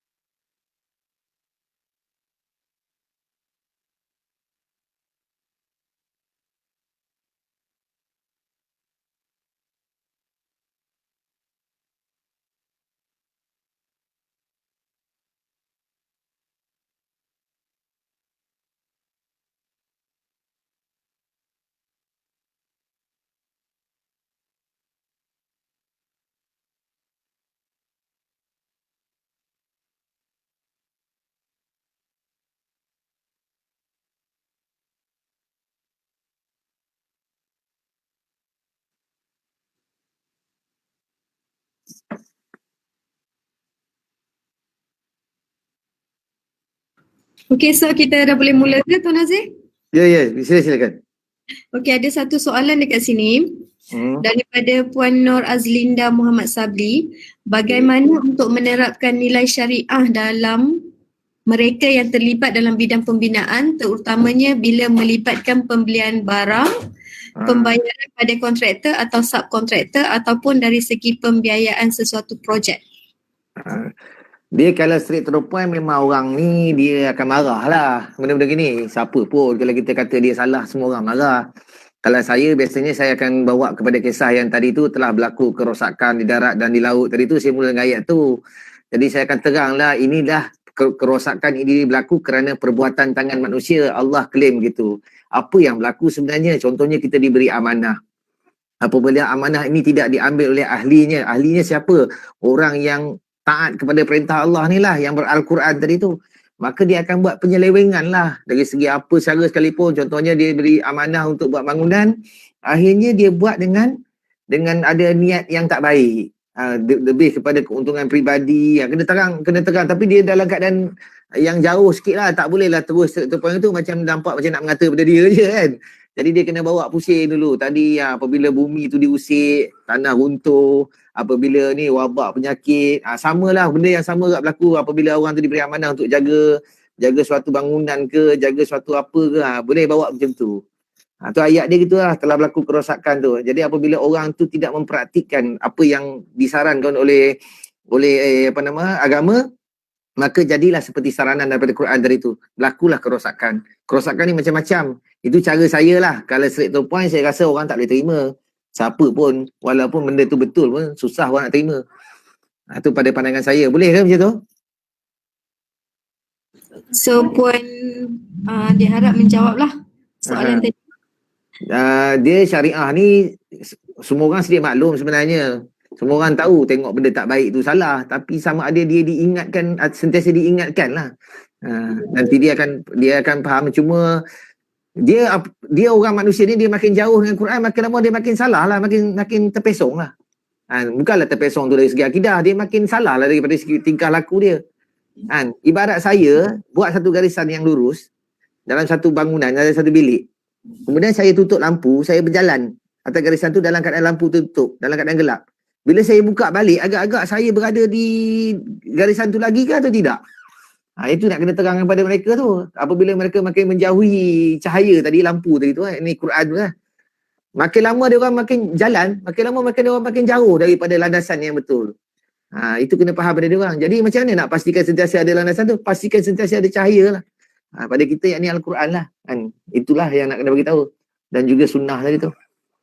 Saya cakap macam tu lah. Boleh Ada lagi soalan ni Puan Nurul? Dekat ni tak ada dekat ruangan chat. Cuma kalau peserta ada soalan boleh onkan mikrofon kalau nak tanya sendiri. Tadi ada satu soalan daripada Puan Nadiah tanya. Ramai akan tanya pasal buku. Buku boleh order terus lah dekat Puan Nadiah ke ataupun Puan Nurul. Boleh collect sekaligus, nanti saya post je. Kalau ramai ingat saya pergi hantar je lah. Maksudnya saya ada 2 jilid 1 dan jilid 2. Yang saya terang hari ni jilid 1 lah, dan jilid 2 nanti saya akan terang sikit je di hujung. Tentang Al-Quran, Sains, Teknologi, Engineering dan Mathematics. Okey, insyaAllah nanti kami akan sediakan link untuk nak buat tempahan lah. Ke Puan Nurul lah, janganlah sorang-sorang ke saya. Jenuh saya nak post nanti, saya post sekali je. Ataupun Puan Nadia, nanti saya post sekaligus. InsyaAllah kita akan sediakan link lah untuk tempahan. Okey, kalau terpaksa sewa lori, saya sewa lah. Okey, saya gurau je. Okey, baik. Boleh kita proceed? Okey, boleh. Boleh Okey, saya harap apa yang disampaikan ni sikit sebanyak ada ilmu lah, ada manfaat yang kita dapat. Okey, takut saya ni syok sendiri, orang lain tak faham, suka-suka saya je kan. Okey, saya nak bawa tajuk yang menarik, tajuk yang biasanya kalau kita pergi ceramah agama, dia selalu tunjuk apabila ustaz-ustaz bercerita pasal Quran dan sains ni. Okey, saya bawa tajuk. Okey, tajuk lautan. Biasa kan kita ditunjukkan akan keadaan laut ini. Kan? Biasa kita ditunjukkan kalau kita pergi mana-mana ceramah, dia akan tunjuklah surah Ar-Rahman ayat 19, ayat 20 kan, yang mana menceritakan keadaan dua laut itu, yang satunya asin dan lagi satu lagi tawar kan. Dan ia biarkan air dua laut yang masin dan yang tawar mengalir, sedang keduanya pula bertemu. Di antara keduanya ada penyekat, yakni barzah, yang memisahkan kedua-duanya, dan masing-masing tidak melampaui sempadannya. Ini ayat yang kita biasa ditunjukkan lah. Kemudian ditunjukkanlah surah Al-Furqan ayat 53 juga menceritakan tentang keadaan dua laut ni. Dan dialah Tuhan yang telah mengalirkan dua lautan berdampingan, yang satu tawar lagi memuaskan dahaga dan satu lagi asin, masin lagi pahit, serta ia menjadikan antara kedua-dua laut itu sempadan dan sekatan yang menyekat percampuran keduanya. Okey, ditunjukkanlah gambar ini menunjukkan bahawa Al-Quran itu benar, bahawa Al-Quran itu benar. Sedang tak ada dalam satu sejarah riwayat Nabi pernah sampai keadaan kat sini. Ini di mana ramai, selalunya kita kalau dicerita ditanya di mana, di Selat Gibraltar, Jabal Tariq, kisah Gunung Tariq, daripada kisah Panglima Islam yang namanya Tariq bin Ziyad. Itu selalunya dicerita gitulah, ditunjukkan keadaan laut ni. Itulah dalam kita belajar dalam ilmu dunia knowledge ni, kognitif ni, dia ada 6 level kan. Level yang pertama knowledge, pengetahuan. Dalam bab kognitif ada 6 kan, knowledge, pengetahuan. Kalau sekadar itu tadi baru level 1 je, tahu aja. Baru pengetahuan, baru tahu je kat mana laut itu, surah mana, ayat mana. Lagi teruk lah kalau tak tahu surah mana, ayat mana. Itu lagi bawah pada level 1 lah kan. Level 1 ni tahu aja. Kalau boleh kita nak pergi level yang kedua, komprehensif ataupun comprehension, ini pemahaman. Kenapa keadaan dua laut ini tidak bercantum? Kenapa kedua-dua laut ini tidak bercantum? Alasan sebenarnya masih lagi dalam bentuk kajian. Namun apa yang dibuat? Para saintis ambil air daripada kedua-dua laut. Sampel air daripada laut yang pertama dan laut yang kedua dibawa ke makmal dan diuji. Apa dia dapati? Kedua-dua laut itu mempunyai suhu yang berbeza. Yang pertama, suhu yang berbeza. Yang kedua, ketumpatan yang berbeza. Dan yang ketiga, kemasinan yang berbeza. Ada 3 kan keadaan tadi. Kalau saya lukis kat sini sikit, saya dia bila ni nak melukis je. Okey. Tadi yang pertama suhu berbeza, yang kedua ketumpatan, dan yang ketiga kemasinan ataupun garam lah kan. Ada 3. Sedangkan 2 ayat yang kita tengok tadi menceritakan keadaan dua laut itu, perbezaannya adalah kemasinan. Tak ada dicerita tentang suhu, tidak diceritakan tentang ketumpatan, tapi diceritakan tentang kemasinan. Saintis sebut 3, Al-Quran sebut 1. Maka ada yang bertanya kepada saya, bagaimana mencari titik persamaan untuk menunjukkan keadaan ini? Saya kata mudah je. Jom kita balik ke sekolah. Eksperimen sains tingkatan 1. Menentu takat didih benda asing dalam air suling. Di mana dia ambil 2 bikar macam ni. Kemudian diletakkan air suling. Kemudian sini dimasukkan garam. Dimasukkan garam. Kemudian dipanaskan. Dipanaskan. Apabila kedua-duanya mendidih, maka disukat suhu. Bagi air suling biasa, takat didih ni 100 darjah Celsius. Bagi air suling yang bergaram, takat didih ni adalah 102 darjah Celsius. Kenapa berbeza? Kerana ada benda asing, yakni garam. Kerana garam ataupun kemasinan lah menyebabkan suhunya berbeza. Maka memadailah Quran sebut kemasinan. Sebab kemasinan boleh menyebabkan suhunya berbeza. Bagaimana pula dengan ketumpatan? Okey, saya padam ini. Bagaimana pula dengan ketumpatan? Okey, ambil 4 bekas macam ni. 4 bikar ni, letak air suling. Kemudian sini masukkan 10 sudu garam. Sini masukkan 6 sudu garam. Sini masukkan 3 sudu garam. Yang ni jangan masukkan garam. Kemudian letaklah perwarna merah, biru, hijau, kuning. Kemudian masukkan dalam silinder penyukat. Letak, gunakan ni, cara dia ada cara letak dia lah. Letak merah dulu, biru, hijau, kuning. Nanti dia akan jadi berlayer begini, berlapis-lapis begini. Kenapa? Air yang paling masin lebih tumpat, dia akan berada di bawah. Kurang masin, lagi kurang masin, tawar. Bermaksud perbezaan kemasinan juga mewujudkan, menjadikan perbezaan ketumpatan. maka memadai dah dalam Al-Quran menyebut satu, yakni kemasinan. Walaupun saintis sebut 3, kerana perbezaan kemasinan itu menyebabkan suhunya berbeza, dan kemasinan itu jugalah menyebabkan ketumpatan berbeza. Namun usaha yang dibuat oleh saintis itu harus dipuji, kerana kajian itu tadi menyebabkan kita faham tentang keadaan ayat itu tadi. Okey, ini. Cumanya apabila saya menulis buku Al-Quran dan Sains, saya tak seperti orang-orang terdahulu menulis, kerana mereka lebih memilih untuk menulis menunjukkan kebenaran Al-Quran. Dia tulis buku Sains dan Quran tu lebih nak menunjukkan kebenaran Al-Quran. Pada saya tak perlu tulis begitu, kerana saya faham rakyat Malaysia, especially orang Islam, kita telah menerima Al-Quran itu benar. Cuma yang saya nak tulis, apa kelebihan apabila kita mentadabur yang benar itu, kita meneliti yang benar itu. Sebab tu apabila sebagai seorang engineer, kami akan pergi level yang ketiga, yakni application. Yang pertama tadi knowledge, komprehensif, dan yang ketiga application, penggunaan dia. Nak guna apa? Teknologi tu nak guna apa? Di situ yang kita lihat. Apa yang dia orang buat, dia buatkan satu kolam seperti ini. Kemudian dia letak air yang paling masin di bawah. Kemudian dia letak air tawar di atas. Nanti akan wujud di antara masin dan tawar tu sempadan yang dipanggil, masin dan tawar dipanggil barzah ni. 3 layer gini. Air yang masin memang akan berada di bawah, sebab yang lagi masin lebih tumpat, maka dia akan ada di bawah. Yang tawar akan ada di atas sebab dia kurang tumpat. Okey, kita belajar tadi. Apabila matahari terik tengah panas, air yang paling masin akan jadi panas sebab dia ada benda asing tadi, 90 darjah Celsius, dan air yang atas ni 30 darjah Celsius saja. Jadi air yang masin yang panas ini disedut masuk dalam satu batang paip, pakai pump lah, kemudian dilalukan dalam satu tangki air, dibuat seperti heater gini, kemudian masuk balik. Ni tangki air. Ni tangki air, dalamnya ada air.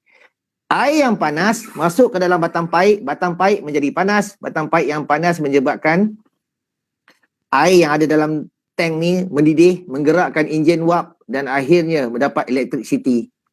Kemudian wap ini akan masuk ke dalam satu lagi tangki yang dialirkan air yang sejuk pula. Mana wap tu kena pada tangki ni, tukar balik jadi air. Tukar balik, esok pagi masuk balik. Masuk balik kat sini. Ini dipanggil kolam solar atau solar pond. Berdasarkan daripada keadaan dua laut itu, kita boleh nampak teknologi itu. Sebab tu apabila kita belajar Quran, sains, teknologi dan matematik, kita akan nampak ayat ni. Sedangkan macam tadi dua eksperimen itu dibuat oleh pelajar kita di sekolah, anak-anak kita buat di sekolah, tapi tidak dikaitkan dengan laut tadi. Jauh lagi lah dikaitkan dengan surah Al-Furqan ayat 53 ataupun surah Ar-Rahman 19 dan 20. Dan macam mana kita nak pergi kepada stage yang ketiga, aplikasi, yakni penggunaan inovasi yang berlaku di situ. Kita boleh tengok sikit macam mana rupa kolam solar tu. Sekejap ya, saya cari balik gambar laut tu. Di mana dah gambar laut tadi? Sekejap. Okay. Ni rupa kolam solar tu, kalau nak tengok. Macam ni. Dekat Kuala Pilah ada kolam. Bolehlah buat kolam macam ni satu. Tak tahulah berapa kos dia. Ni kolam solar ni. Bagaimana dia orang dapat electricity lagi besar daripada solar panel kita tu kan. Ni rupa. Dibuat di Israel, di Arab Saudi, dan sebuah kilang Gujarat di Gujarat, India. Mana kilang itu menggunakan electricity daripada kolam solar ni. Macam mana dia punya buat operasi dia, kita tengok video ni. Macam mana dia buat operasi. Simulasi ni.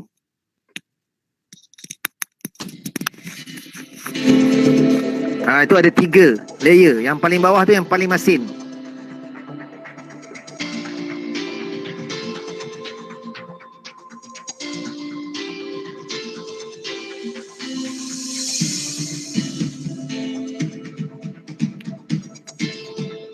Paling masin 90 darjah Celsius. Disedut masuk dalam satu batang paip ni, Ada orang tanya saya, sedut macam mana? Dia pump lah, tak sedut ke straw. Saya gurau dia lah. Okey, bila dia lalu dekat tangki air ni, air dalam ni akan mendidih. Dan keluar wap air lah. Akhirnya menggerakkan enjin wap dan dapat electricity. Dan wap tu masuk kat sini, tukar balik jadi air. Bila kena air yang sejuk pula. Esok pagi masukkan balik air. Dia masih boleh buat operasi walaupun malam. Sebab laut masih panas waktu malam kan. Biasalah, kalau kita belajar sains kita tahu.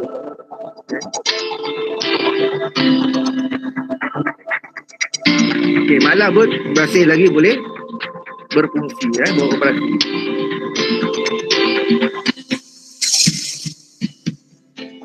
Itulah kelebihan apabila kita mentadabbur yang hak tadi, yang benar itu tadi. Sebab tu buku yang saya tulis lebih memilih kepada inovasi daripada ayat tadi tu kita kembang.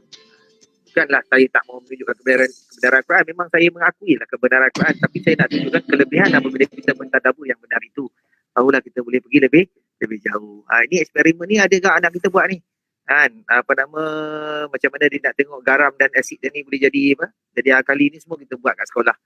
Tapi jaranglah dicerita dengan keadaan laut ni. Akhirnya jadi garam dan juga H2O air. Kita ada buat dulu asid campur dengan alkali, lepas tu kita sejatkan, akhirnya dapat garam dan air. Orang luar sana dia orang cedok air laut ni ambil garam kan. Kita beli kat kedai lah, murah kan, baru sen ni. Okey, boleh ikut lagi Saya ni antara yang saya seronok bercerita lah. Bila bercerita ni lupa diri sikit kan. Suka nak tunjukkan kelebihan kalau orang kita teliti benda-benda gini. Okey. Saya bawa kepada ini surah An-Nur ayat 35. Ayat ini terlalu banyak teknologinya, tapi saya nak ambil sikit saja. Sebelum surah An-Nur, saya yakin masing-masing di sini pernah baca surah Al-Kahfi. Yang ini sebahagian daripada buku 2 saya. Surah Al-Kahfi ayat yang ke-96, di mana dinyatakan ketika itu Zulkarnain minta agar dibakar besi sehingga merah. Besi itu dibakar sehingga merah. Pernahkah kita tanya kenapa besi itu merah bila dibakar? Kita tahu Zulkarnain suruh bakar besi je. Dan hari ni pun kita tahu itu adalah teknologi pengaloyan penyaduran ke. Tapi pernahkah kita tanya kenapa besi itu merah bila dibakar? Besi ni ada 3 cara nak bagi dia merah. Yang pertama bakar lah. Yang kedua alirkan elektrik. Dan yang ketiga kita buat induction, macam dapur induction tu yang menyebabkan besi tu jadi merah. Okey. Besi ni bila dibakar dia akan lepaskan foton, cahaya lah yang menyebabkan dia pada suhu yang tak terlalu tinggi sangat dia kemerah-merahan, dipanggil incandescent. Lama-lama baru dia akan jadi warna dekat-dekat dengan takat lebur dia tu, dia akan jadi putih, terang. Lepas tu lebur, cair. Jadi saya cukup percaya pencipta mentol, saya tak kata dia tiru, tapi saya cukup percaya pencipta mentol, dia salah satu lagi cara nak bagi besi tu merah adalah alirkan elektrik pada dawai besi. Yang menyebabkan dia merah, putih, lebur, putus. Jadi itulah yang berlaku pada filament. Dia alirkan elektrik, merah, putih, putus. Bila dia alirkan elektrik, merah, putih, putus. Pakai dawai lagi tebal. Merah, putih, lama sikit, putus. Akhirnya putus, tak berjaya. Apa yang dibuat? Dimasukkan lampu itu dalam geluk kaca yang vacuum. Sebab apa? Bila dalam geluk kaca tadi tak ada oksigen. Sedangkan dalam petunjuk surah An-Nur ayat 35 ni telah dinyatakan lampu itu dalam geluk kaca. Apakah mereka ambil daripada sini? Lalu diciptanya teknologi mentol itu. Katalah dia ambil, tapi dia tidak mengaku. Apakah dia ni begitu teruk begitu sampai tak nak mengaku ambil? Pada kita teruk tak? Dia ambil pada Quran tapi tak nak mengaku. Pastilah kita akan rasa dia tu seorang yang teruk. Tapi teruk kita lagi, ambil pun tidak.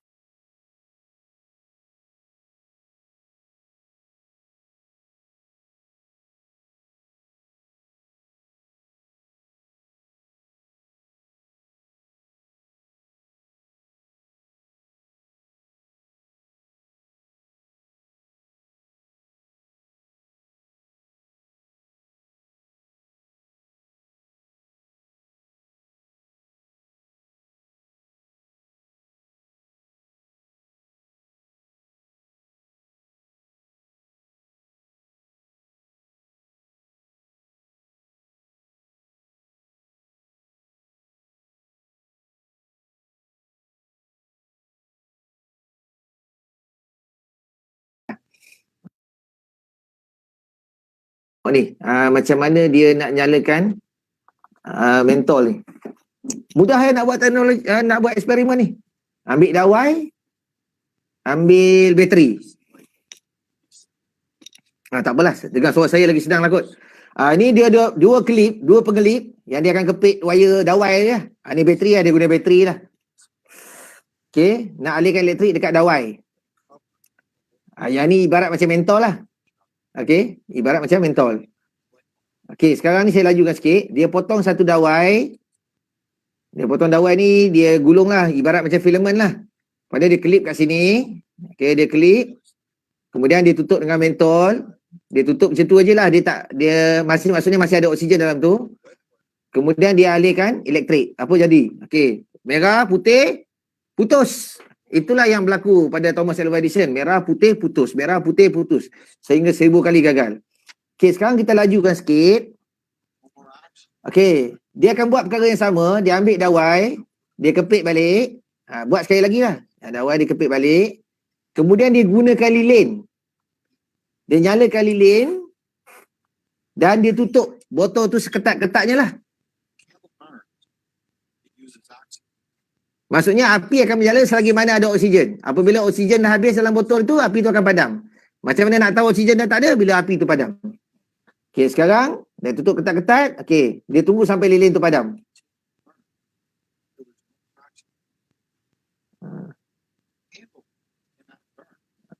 Dah. Okey, sekarang baru dia alihkan elektrik. Okey, saya lajukan sikit lah. Dia akan alihkan elektrik. Menyala, merah, putih. Tak putus. Dah tak putus dah. Sebab oksigen dah tak ada. Ini antara yang saya fikir bagaimana teknologi mentol itu dibuat. Sebab tu saya rasa rugilah kan. Sebab dalam benda ni dah disebut dalam Quran. Tapi bukan kita lah orang yang jumpanya. Sebab kita rasa kita bukanlah orang yang patut buat benda ni. Sebab tu ada orang pernah tanya saya tentang keadaan ini, bagaimana ia berlaku, kenapa orang kita makin jauh. Senang je saya kata. Pernah dengar tak satu kisah yang saya pun tak tahu banyak version.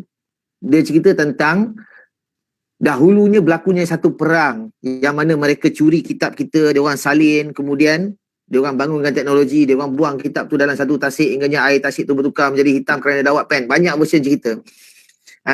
Saya bukan menidakkan cerita itu, tetapi pada saya lah. Pada saya lah, saya bagi satu contoh. Saya dengan sahabat saya buat satu perniagaan ketika berumur 30 tahun. Selepas 2 tahun saya ditipu oleh sahabat saya, dia kaya raya dan saya jatuh miskin. Umur 40 tahun orang tanya kenapa tuan tak berniaga, idea tuan bagus. Tak naklah, kawan saya tipu saya. Umur 50 tahun orang tanya kenapa tuan tak berniaga, idea tuan bagus. Tak naklah, kalau tidak saya dah kaya dah, kawan saya tipu saya. Umur 80 orang tanya kenapa tuan tak berniaga, idea tuan yang bagus. Tak naklah, kalau tidak saya memang dah berjaya, tapi kawan saya tipu saya. 50 tahun saya duk bercerita kawan saya tipu saya, kawan saya tipu saya. Kalau lebih baik saya berniaga baru, mungkin dah kaya. Betul? Itulah yang berlaku. Kenapa orang Islam tak maju sains dan teknologi? Sebab dia orang curi kitab kita. Kenapa Barat begitu maju sains dan teknologi? Sebab dia orang curi kitab kita. Habis tu apa yang kita buat hari ni? Dia orang curi kitab kita. Itulah alasan yang kita boleh jawab pada hari ni. Sedangkan kitab masih ada di tangan kita, yakni Al-Quran. Yang dia orang curi itu adalah kitab tulisan tangan manusia. Kitab induk Al-Quran masih ada di tangan kita. Di rumah kita ada 2, 3, 5 pun ada Al-Quran. Tapi kita masih berkatakan mereka curi kitab kita. Yang sebenarnya kenapa kita tak maju? Kami tak faham kitab yang kami baca. Itulah yang berlaku. Sebab tu kita tak maju. Sudahlah bagi alasan. Sudah 600 tahun kita bagi alasan yang sama. Mereka curi kitab kita. Sedangkan kitab itu ada depan kita. Ada di rumah kita. Ada dalam kereta pun. Yang kita jarang-jarang buka untuk tahu apa yang ada dalamnya. Lepas tu kita kata kamilah umat terbaik. Kita takut kita perasan dengan kemajuan orang dulu, kejayaan orang dulu, kita claim kita umat terbaik. Ya benar, kita memang boleh jadi umat terbaik. Tetapi bukan umat yang hanya bercerita tentang sejarah saja. Umat yang sentiasa terus menerus bangunlah. Itulah yang akan jadi umat terbaik. Okey, balik pada ayat tadi. Sekejap ya. Kat mana ayat tadi? Okey, ayat ni juga menceritakan tentang, saya ambil sikit je sebab ayat ni terlalu banyak teknologi, saya ambil sikit je. Dia bagi tahu cahaya berlapis cahaya. Maksudnya lampu tu tadi terang. Kan dulu masa saya kecil dulu, orang kata apa? Ada elektrik, tapi bila tak ada elektrik, ayah saya akan pasang pelita lah. Jadi kalau nak bagi lagi terang, letaklah kaca tu dia lagi terang. Kan? Lama kelamaan terciptalah mentol. Kan? Teknologi hari ni lah yang seperti saya kata tadi tu. Yang terbaru ni kalau kita tengok cahaya berlapis cahaya ni, kalau lah saya lukis kat sini, sekejap. Okey, kalianlah saya lukis kat sini. Ini prisma kaca. Gelup kaca kan. Apabila cahaya putih masuk, dia akan keluar spektrum warna. Saya sebut 7 cahaya tu. Spektrum warna. Sebab tu Allah kata kamu lihatlah langit dan kamu lihatlah ia berulang-ulang. Kan? Apabila kita tengok langit, apa kita nampak? Langit tu biru. Tak pernah pun kita tanya kenapa langit tu biru. Anak-anak kita ada tengok kenapa langit tu biru, tak tanya pun. Sebab kita tak meng-create budaya tu dan kita tak tanya. Hari-hari kita tengok langit tu biru tak rasa apa pun. Kan? Bila kita tengok langit bila nak hujan je. Sedangkan kenapa langit tu biru? Cahaya matahari ni dia warna putih. Dia terdiri daripada 7 warna. Nak tahu macam mana?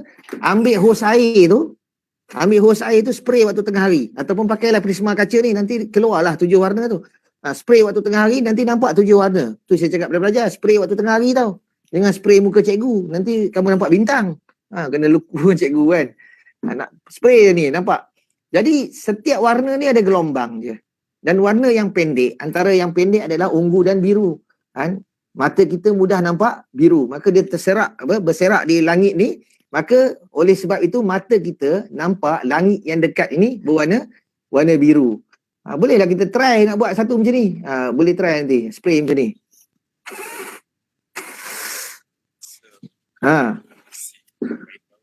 Spray waktu tengah hari dengan spray muka ni pula. Ketua jabatan. Nampak bintang kan? Okey.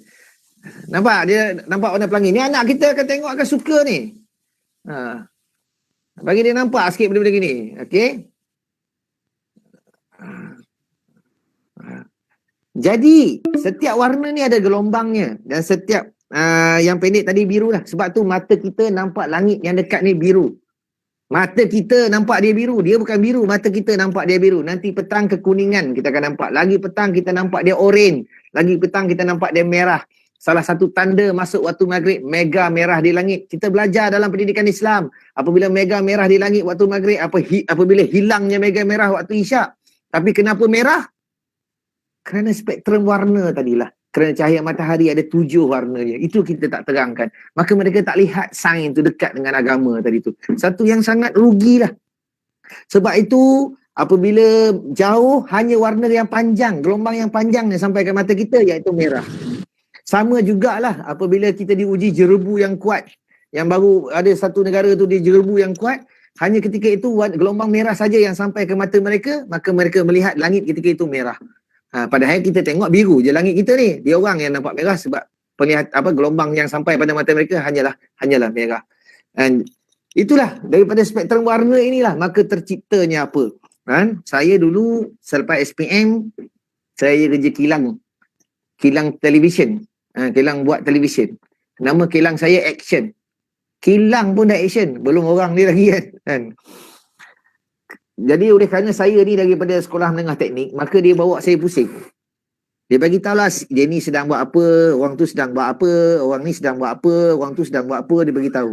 Saya ingat selepas pusing tu jadi engineer. Rupanya jadi operator pengeluaran juga kan. Sampai kepada satu orang perempuan, apa dia buat? Salah sekejap. Apa dia buat? Saya lukis sikit Okey. Ni skrin TV. Tak keluar pula. Sekejap. Pen tak nak keluar pula. Kalau saya pakai pen, saya je nampak. Orang lain tak nampak. Sekejap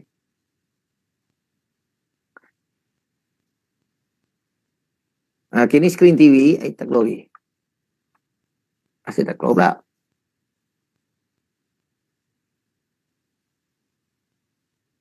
Sekejap Okey.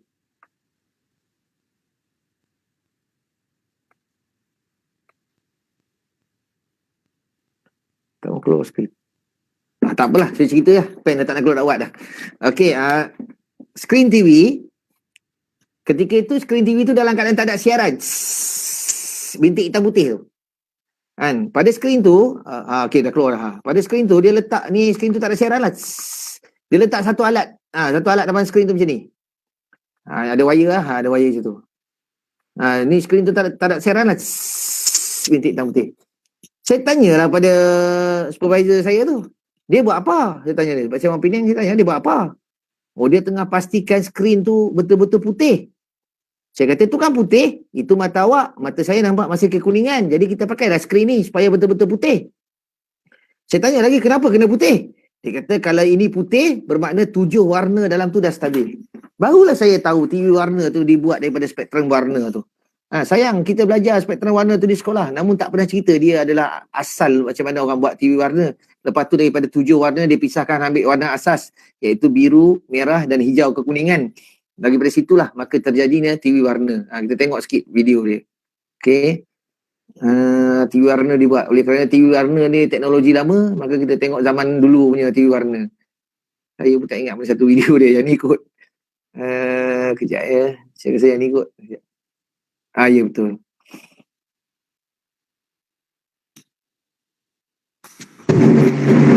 TV warna ni.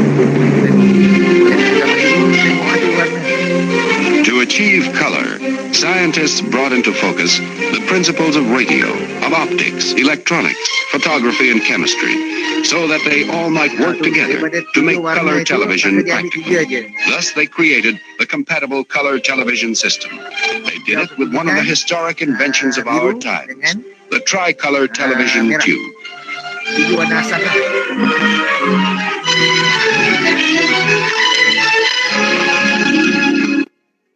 The lens of the color television camera collects light rays in full color from the scene being televised. Within the camera, an ingenious system of mirrors breaks down the light rays into television's 3 primary colors: blue, green, and red. They are focused through the lens system to the special camera tubes provided for each primary color, and the primary color signals thus produced are simultaneously processed for transmission.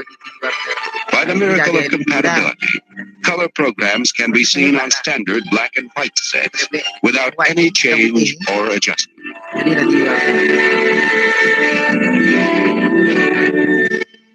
Color receivers, which can also pick up standard black and white broadcast. Sebab tu penting apabila kita tahu pasal cahaya. Cahaya atas cahaya berlapis-lapis. Maksudnya ada, Allah nak bagi tahu cahaya ni ada banyak lapisan. Antara yang hari ni kita faham warna lah. Berbeza berlapis-lapis warna. Dan ada juga yang menyatakan keamatan. Semakin tinggi lapisan keamatan ni semakin kuat boleh jadi laser. Macam-macam lah kita boleh tafsir kan. Tapi apabila kita teliti lah baru kita jumpa benda-benda gitu. Pernah tengok orang buta warna? Dia tak dapat tengok warna. Kalau dia nampak kuning-kuning lah semua. Kalau dia nampak kelabu-kelabu lah semua. Nak tengok macam mana rupa orang bila dia dapat tengok warna. Saya tengok sikit video dia. Ini dalam buku 2 saya lah. Macam mana perasaan ni bila dapat tengok warna. Macam tu terganga dia. This is actually what it looks like. Orang boleh tengok warna daripada tak boleh tengok pada boleh tengok. Betapa menangis dia. Macam kita yang hari-hari tengok haram tak rasa syukur pun. Satu tak rasa langsung. Tak rasa takjub pun. Sebab kita tengok benda tu hari-hari tak rasa apa. Sedangkan orang, itu yang saya cakap pada pelajar. Apakah bila kita tengok kita tak nampak? Lepas tu dalam Al-Quran kata, sesungguhnya dalam penciptaan langit dan bumi dan silih bergantinya siang dan malam, semua itu terdapat tanda-tanda bagi orang-orang yang ulul albab. Orang yang menggunakan akal. Kita nak lahirkan generasi ulul albab. Siapa generasi ulul albab tu? Iaitu orang yang melihat alam ketika berdiri, duduk, baring. Barulah dia berkata, Rabbana ma khalaqta hadza batilan. Ya Tuhan kami, tiadalah engkau ciptakan ini sia-sia.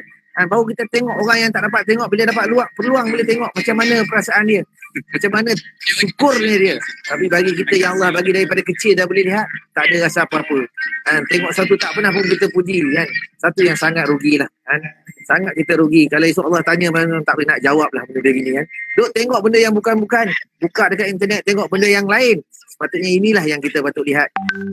Kita kena masukkan dalam kepala anak-anak kita ni, dalam minda mereka tentang benda-benda gini supaya bila orang boleh dapat tengok macam mana rupa, sekejap buka sekejap tutup kan.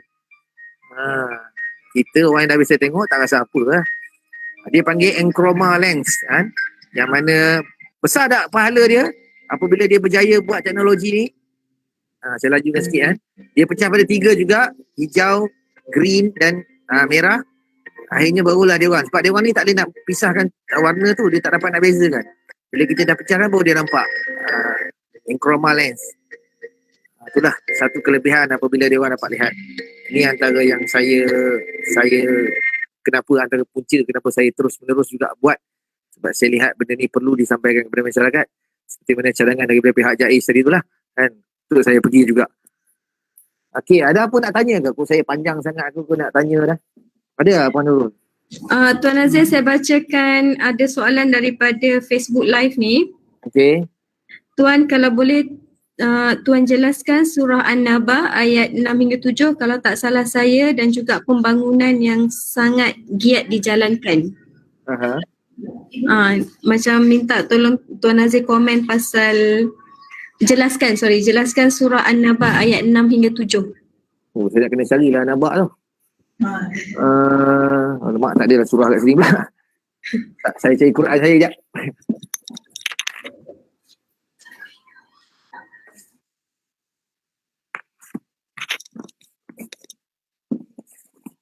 Sekejap An-Naba, amma yatasaalun. An-Nazir, An-Naba. Okey, nombor 6, nombor 7. Ayat 6 hingga 7. Mengenai pembangunan kata yang sangat giat dijalankan. Dia cerita tentang ni, kalau ikut An-Naba ni ayat dia cerita tentang bagaimana kami telah menjadikan bumi itu sebagai hamparan dan gunung ganang sebagai pasak. Kan dalam ayat ni itu maksud daripada ayat An-Naba tu. Mungkin ada orang yang tafsirkan kepada pembangunan yang giat dijalankan lah. Dan di situ juga ayat itu menunjukkan dalam ayat yang lain Allah ada ceritakan bumi ni ketika diciptanya, langit ni dia gegar, goyang. Jadi Allah pancangkan gunung, pasakkan gunung agar kamu tidak goyang ataupun agar kamu tidak bergegar bersama dengannya. Itu punca orang tahu bumi ni apabila ada pasak, kan gunung ni apabila dia lagi tinggi gunung tu lagi dalam dia punya pasak. Sebab tu basic kepada penciptaan bangunan, maka kita akan pasang pasak juga, piling ataupun cerucuk yang kita akan piling sampai ke sedalam yang boleh agar bangunan tu kukuh. Bangunan dia tak berdiri atas tanah begitu, dia atas pasak dia. Sebab tu kalau tanah mendap, bangunan tak runtuh. Tapi kalau piling dia tu tak kuat, tak cukup dalam, kita bimbang goyang sikit je dah runtuh. Tapi bagi bangunan yang lagi tinggi, lagi kuat, kita piling ke dalam tanah. Sebab tu bagi orang bangunan yang tinggi-tinggi ni macam KLCC ke apa ke, apabila berlaku gegaran di Indonesia, dia orang dulu rasa, dia orang agak rasa kat situ sebab piling dia terlalu dalam, dia boleh rasa gegar tu, tapi dia cuma rasa gegar lah. Di Malaysia ni banyak berlaku gegaran begitulah. Sebab tu bukit dan gunung ni tak boleh diusik. Bila diusik, kita akan ganggu pasak tu. Seolah-olah macam bangunan tu kita potong tiang dia. Kan? Apa akan berlaku? Contohlah kita ambil satu bangunan, satu bilik, kita semua ada dalam bilik tu. Kan? Lepas tu satu orang yang tak betul ni, yang gila ni dia pergi potong tiang. Yang lebih ramai dalam tu tengok je yang si gila ni potong tiang. Habis potong tiang pertama, dia potong tiang yang kedua. Lepas tu kita kata, apa nak jadi budak ni, jahatnya budak ni potong tiang. Lepas tu dah habis potong tiang kedua, dia pergi potong tiang ketiga. Ahli neraka lah dia. Kan? Akhirnya habis tiang dipotong, bangunan pun runtuh.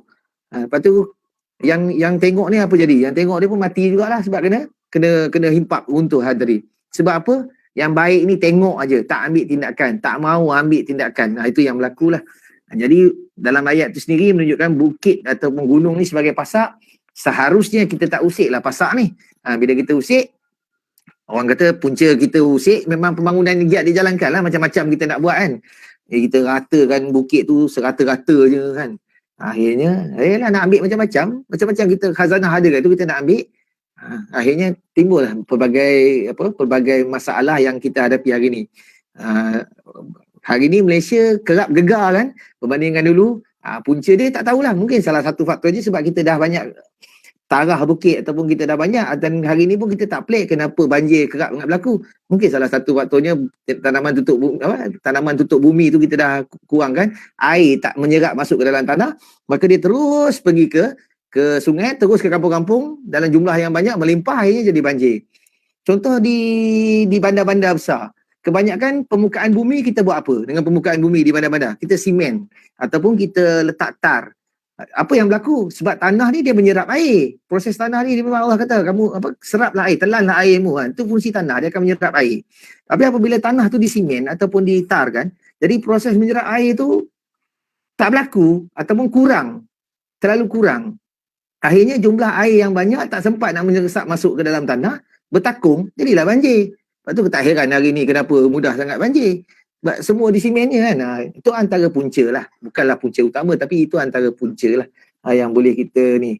Kalau kita cakap macam ni nanti orang kata apa, nak buat macam mana dah nak bandar kan? Kalau simen barulah kuat lah apa semua. Boleh lah. Tapi sepatutnya bukan begitulah. Mesti ada cara yang betul lah untuk kita buat. Boleh Ada lagi soalan yang lain? Harap boleh menjawab lah soalan tu. Ada lagi satu Tuan Nazir. Alamak. Kejap ya. Daripada Nurul Huda Mat Yatim, saya nak bertanya, kadang-kadang bila kita baca Al-Quran, kita banyak akan lihat kaitan dengan sains, teknologi dan matematik. Tapi dalam konteks biasa, ada kalanya kita baca Quran dan cuba tadabbur tapi masih tak dapat nak kaitkan dengan kehidupan, terutamanya dari segi perniagaan untung rugi dari aspek social science. Jadi pada pendapat Tuan, bagaimana kita nak kaitkan Al-Quran kalau bukan dari sains dan teknologi? Oh, ada banyak. Itu tak ada masalah. Kita kena pergi pada pakar ekonomi itulah. Dia akan adalah tunjukkan ayat yang mana yang berkaitan. Kalau macam saya bidang saya jurutera, maka saya ke arah ke STEM lah. Tapi kalau kita pergi kepada orang yang ekonomi, dia memang akan kupas ayat Al-Quran berdasarkan ekonomi, perniagaan, pertanian, dia akan pergi di situ. Dia kena tanya pada ahli dia lah.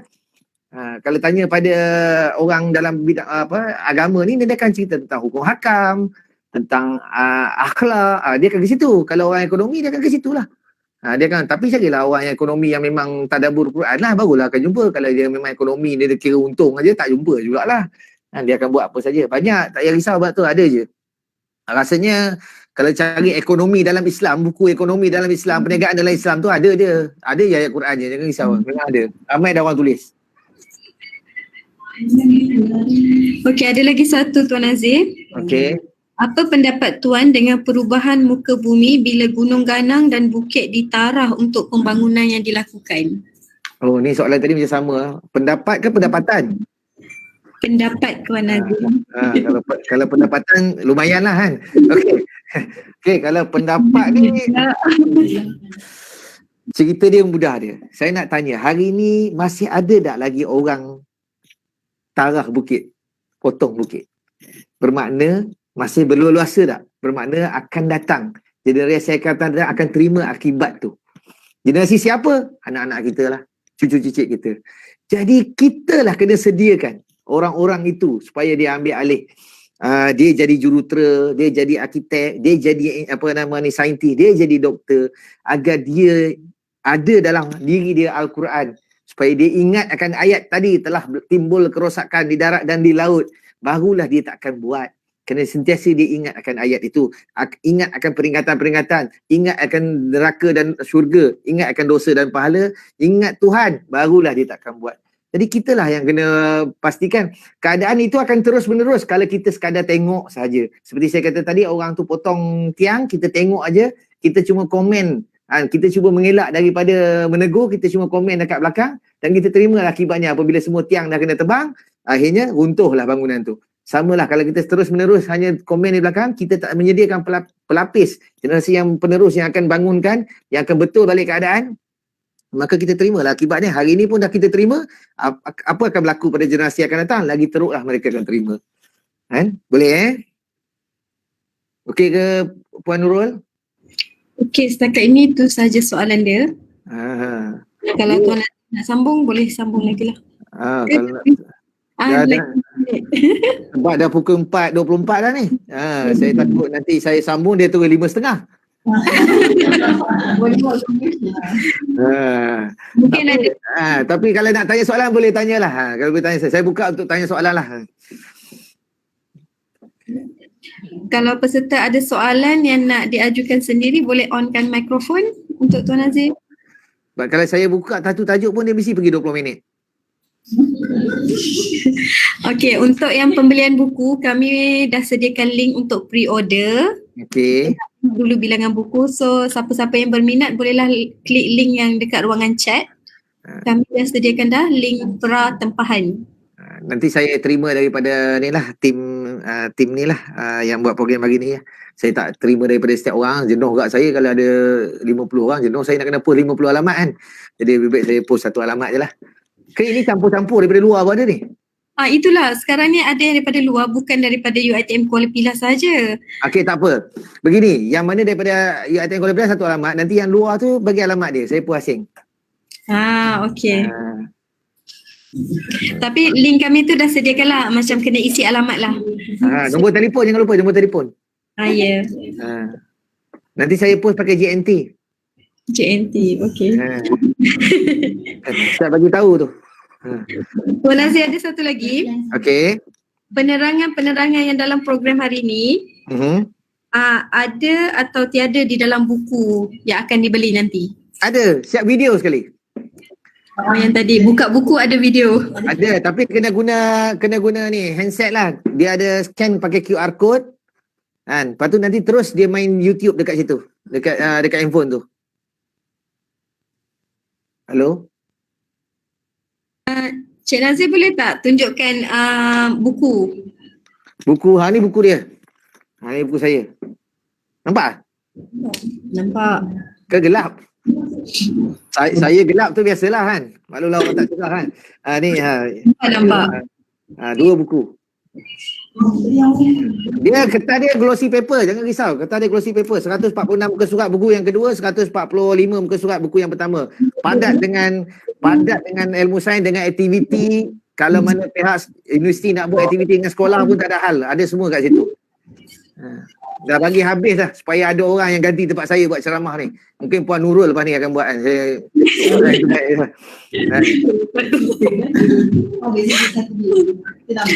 Okey, satu lagi ada yang bertanya kat sini. Apa perbezaan antara jilid 1 dengan jilid 2? Sambungan dia lah, sambungan. Jilid 1 ni more to fizik dengan engineering. Fizik dengan maths. Buku 2 kimia dengan engineering. Cerita Bahtera Nabi Nuh ada lah kat sini. Nombor 2 ni. Terbalik pun. Bahtera Nabi Nuh semua ada cerita kat sini. Cerita pasal yang saya cerita tadi. Ada banyak lagi nak cerita tapi tak sempat lah. InsyaAllah. Rasanya itu sahaja kot soalan yang ada. Dan untuk para peserta, kami sudah sediakan link untuk kehadiran, boleh isi untuk e-certificate dan juga jam latihan untuk warga UiTM lah. Moga bermanfaat pada semua InsyaAllah. Jadi saya minta maaf banyak-banyak kalau ada terkasar bahasa ke apa. Maklumlah, saya ingatkan tadi semua student. Rupanya staff pula kan. Jadi saya guna bahasa pelajar tadi tu supaya pelajar kan dia tak boleh bahasa formal kan. Dia tidur pula dalam kelas kan. Jadi saya guna bahasa dia orang. Rupanya semua kebanyakannya staff. Jadi saya minta maaf banyak-banyak kalau terkasar bahasa. Moga apa yang disampaikan memberi manfaat. InsyaAllah kalau ada sesi yang seterusnya, boleh kita sambung untuk buku yang kedua lah insyaAllah. Terima kasih banyak. Okey, terima kasih. Terima kasih diucapkan kepada Tuan Nazir, penceramah kita pada hari ini atas perkongsian yang sangat menarik dan rata-rata kalau tengok dekat ruangan komen tu semua cakap bermanfaat dan sangat menarik lah untuk talk kita pada petang ini. Dan ada yang juga minta halalkan ilmu. Bukan ilmu saya tu, ilmu Allah tu. Saya cuma penyampai je. Dan saya harapnya bermanfaat lah. Terima kasih kepada semua peserta. Saya juga bagi pihak penganjur ingin mohon maaf kalau ada kekurangan sepanjang program ini berlangsung. Jadi kita tutup majlis kita dengan surah Al-As dan tasbih kifarah. Assalamualaikum.